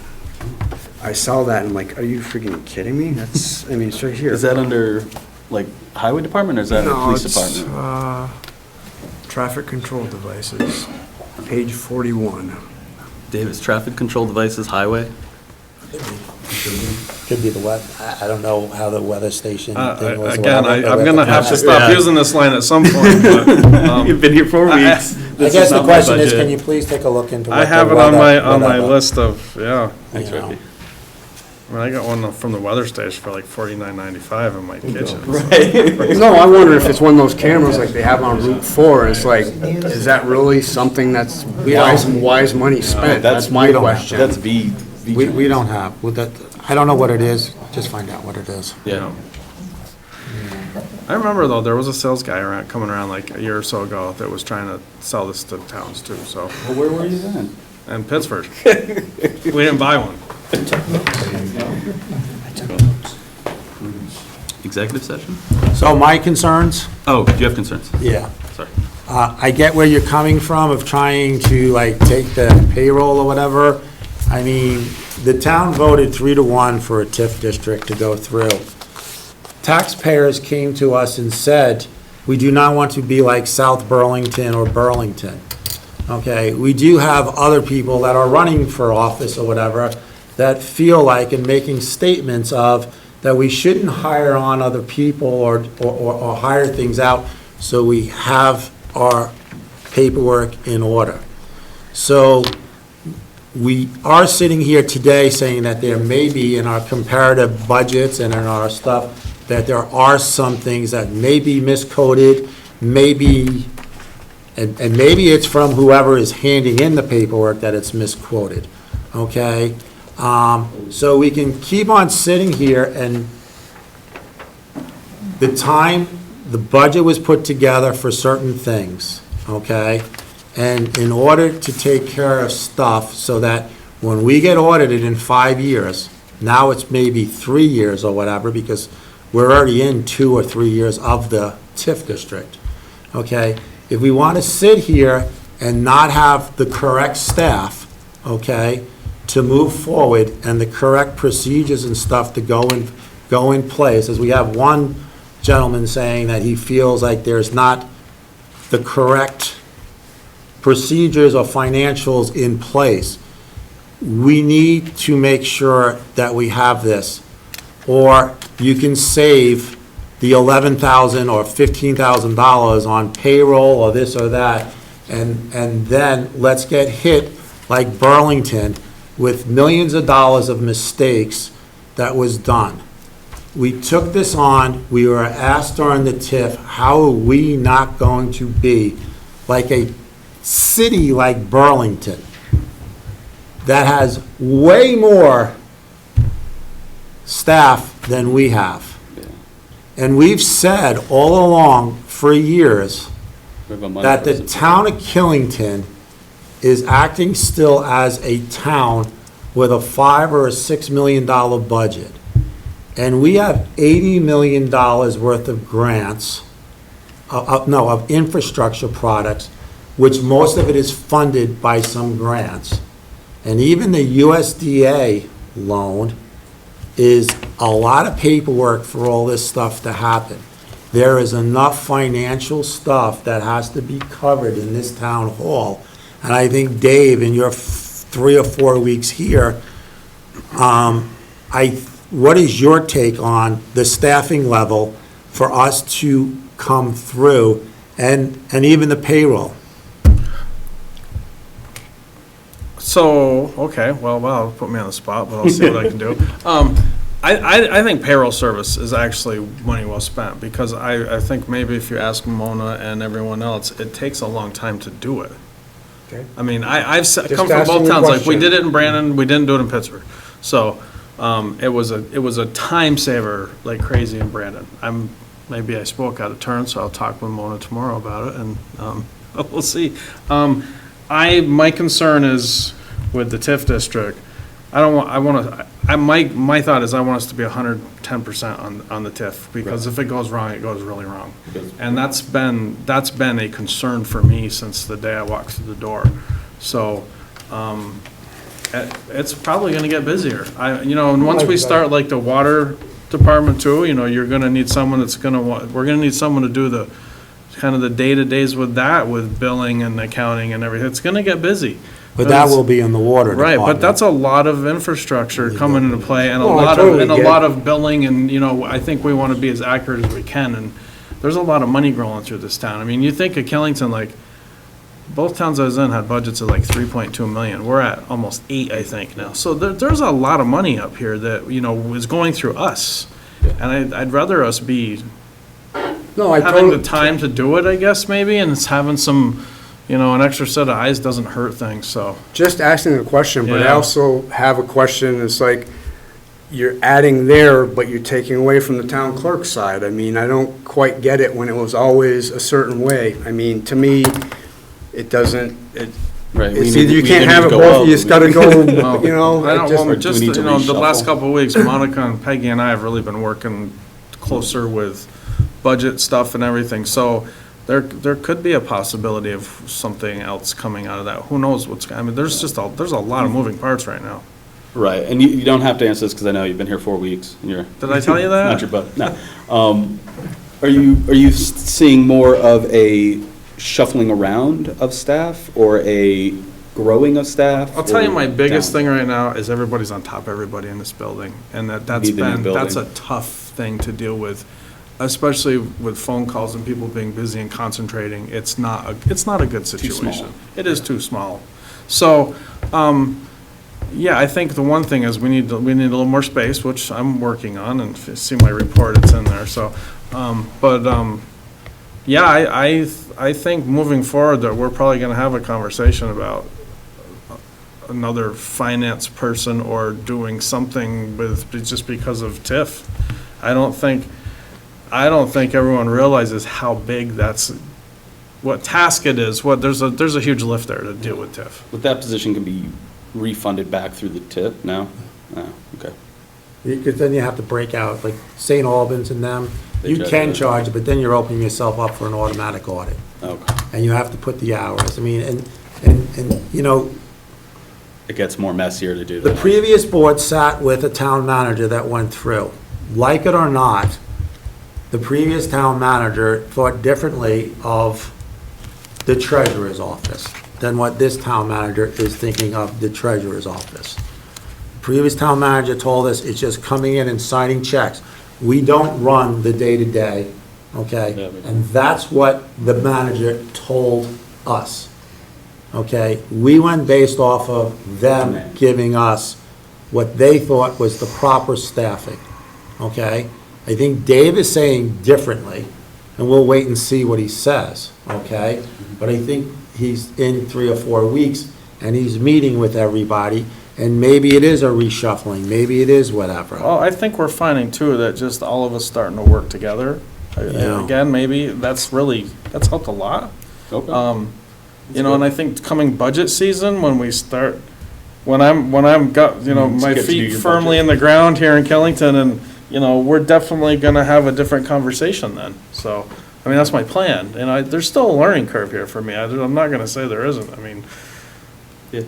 you know, the projects, that's nothing. It's the rest of the stuff that's, you know, like, there's a lot going on, so. There's only so much that whatever, but I can tell you without, you know, Mona, 4 years ago, 3 years ago, we had a town manager that wanted to lower her hours and move her over to the library, I believe, okay, to cut the hours on the town hall, saying don't need, okay?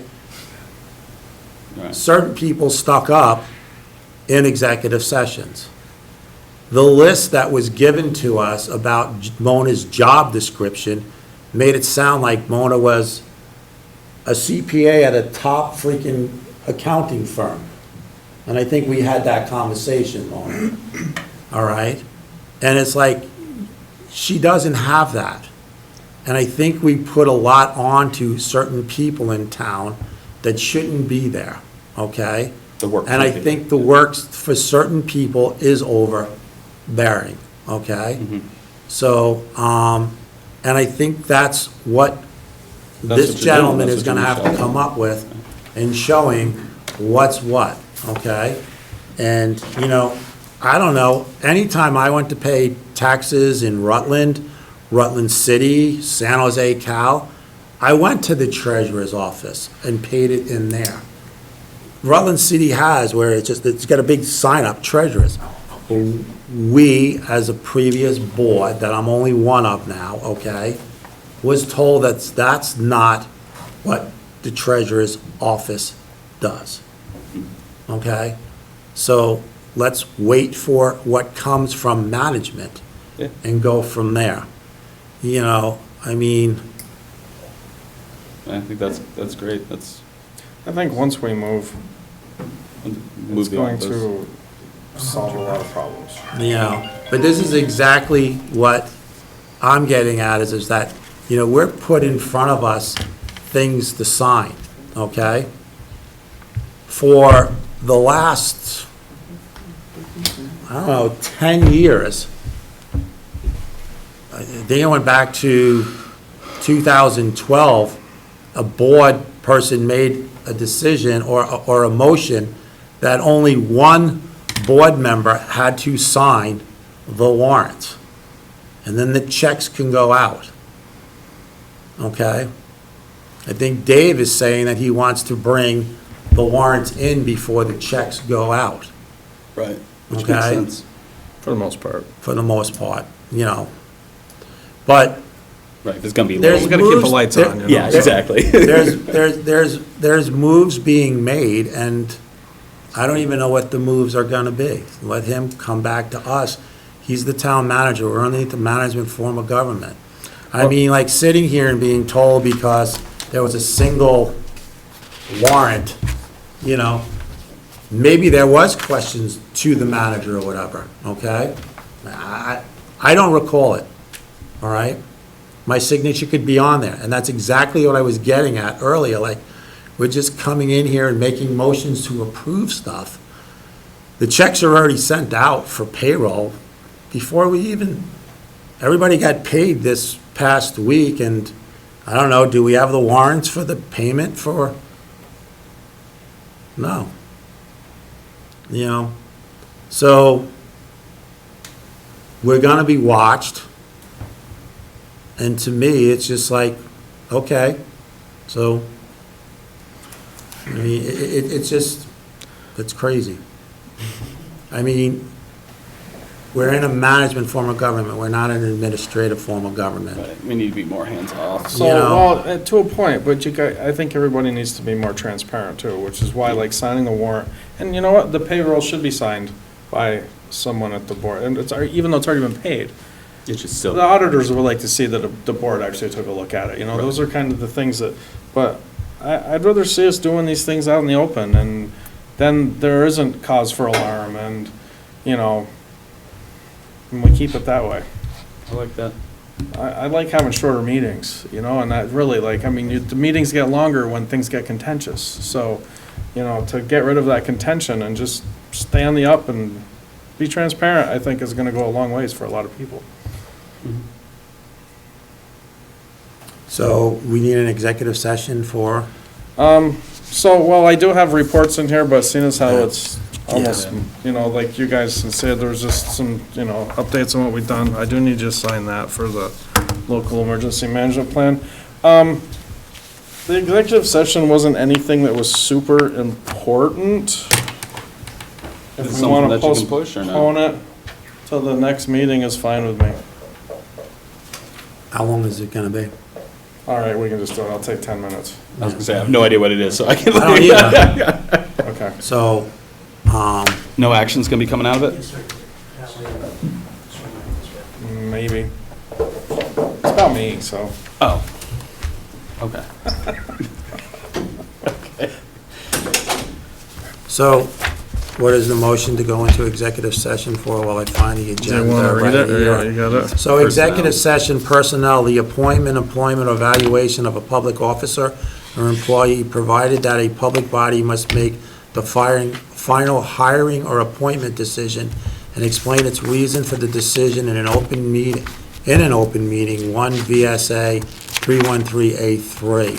So we're going to executive session to hear, and then if we do come out, then we're gonna have to come out with it. Just, yeah, no action or action. All right, so I mean, since this is not, I guess it's not, let's just get it, and then we could put it on the agenda for the open session meeting at the next meeting. Does that sound right? It says here that we're gonna have to come out anyway. No, if we come out, you come out, then you make the motion, we just add it to the minutes. So I'll write it down. It's not a big deal. Okay. All right, so can I get a motion for that executive session? Motion. Motion. So that All means in everybody's favor? got to. Aye.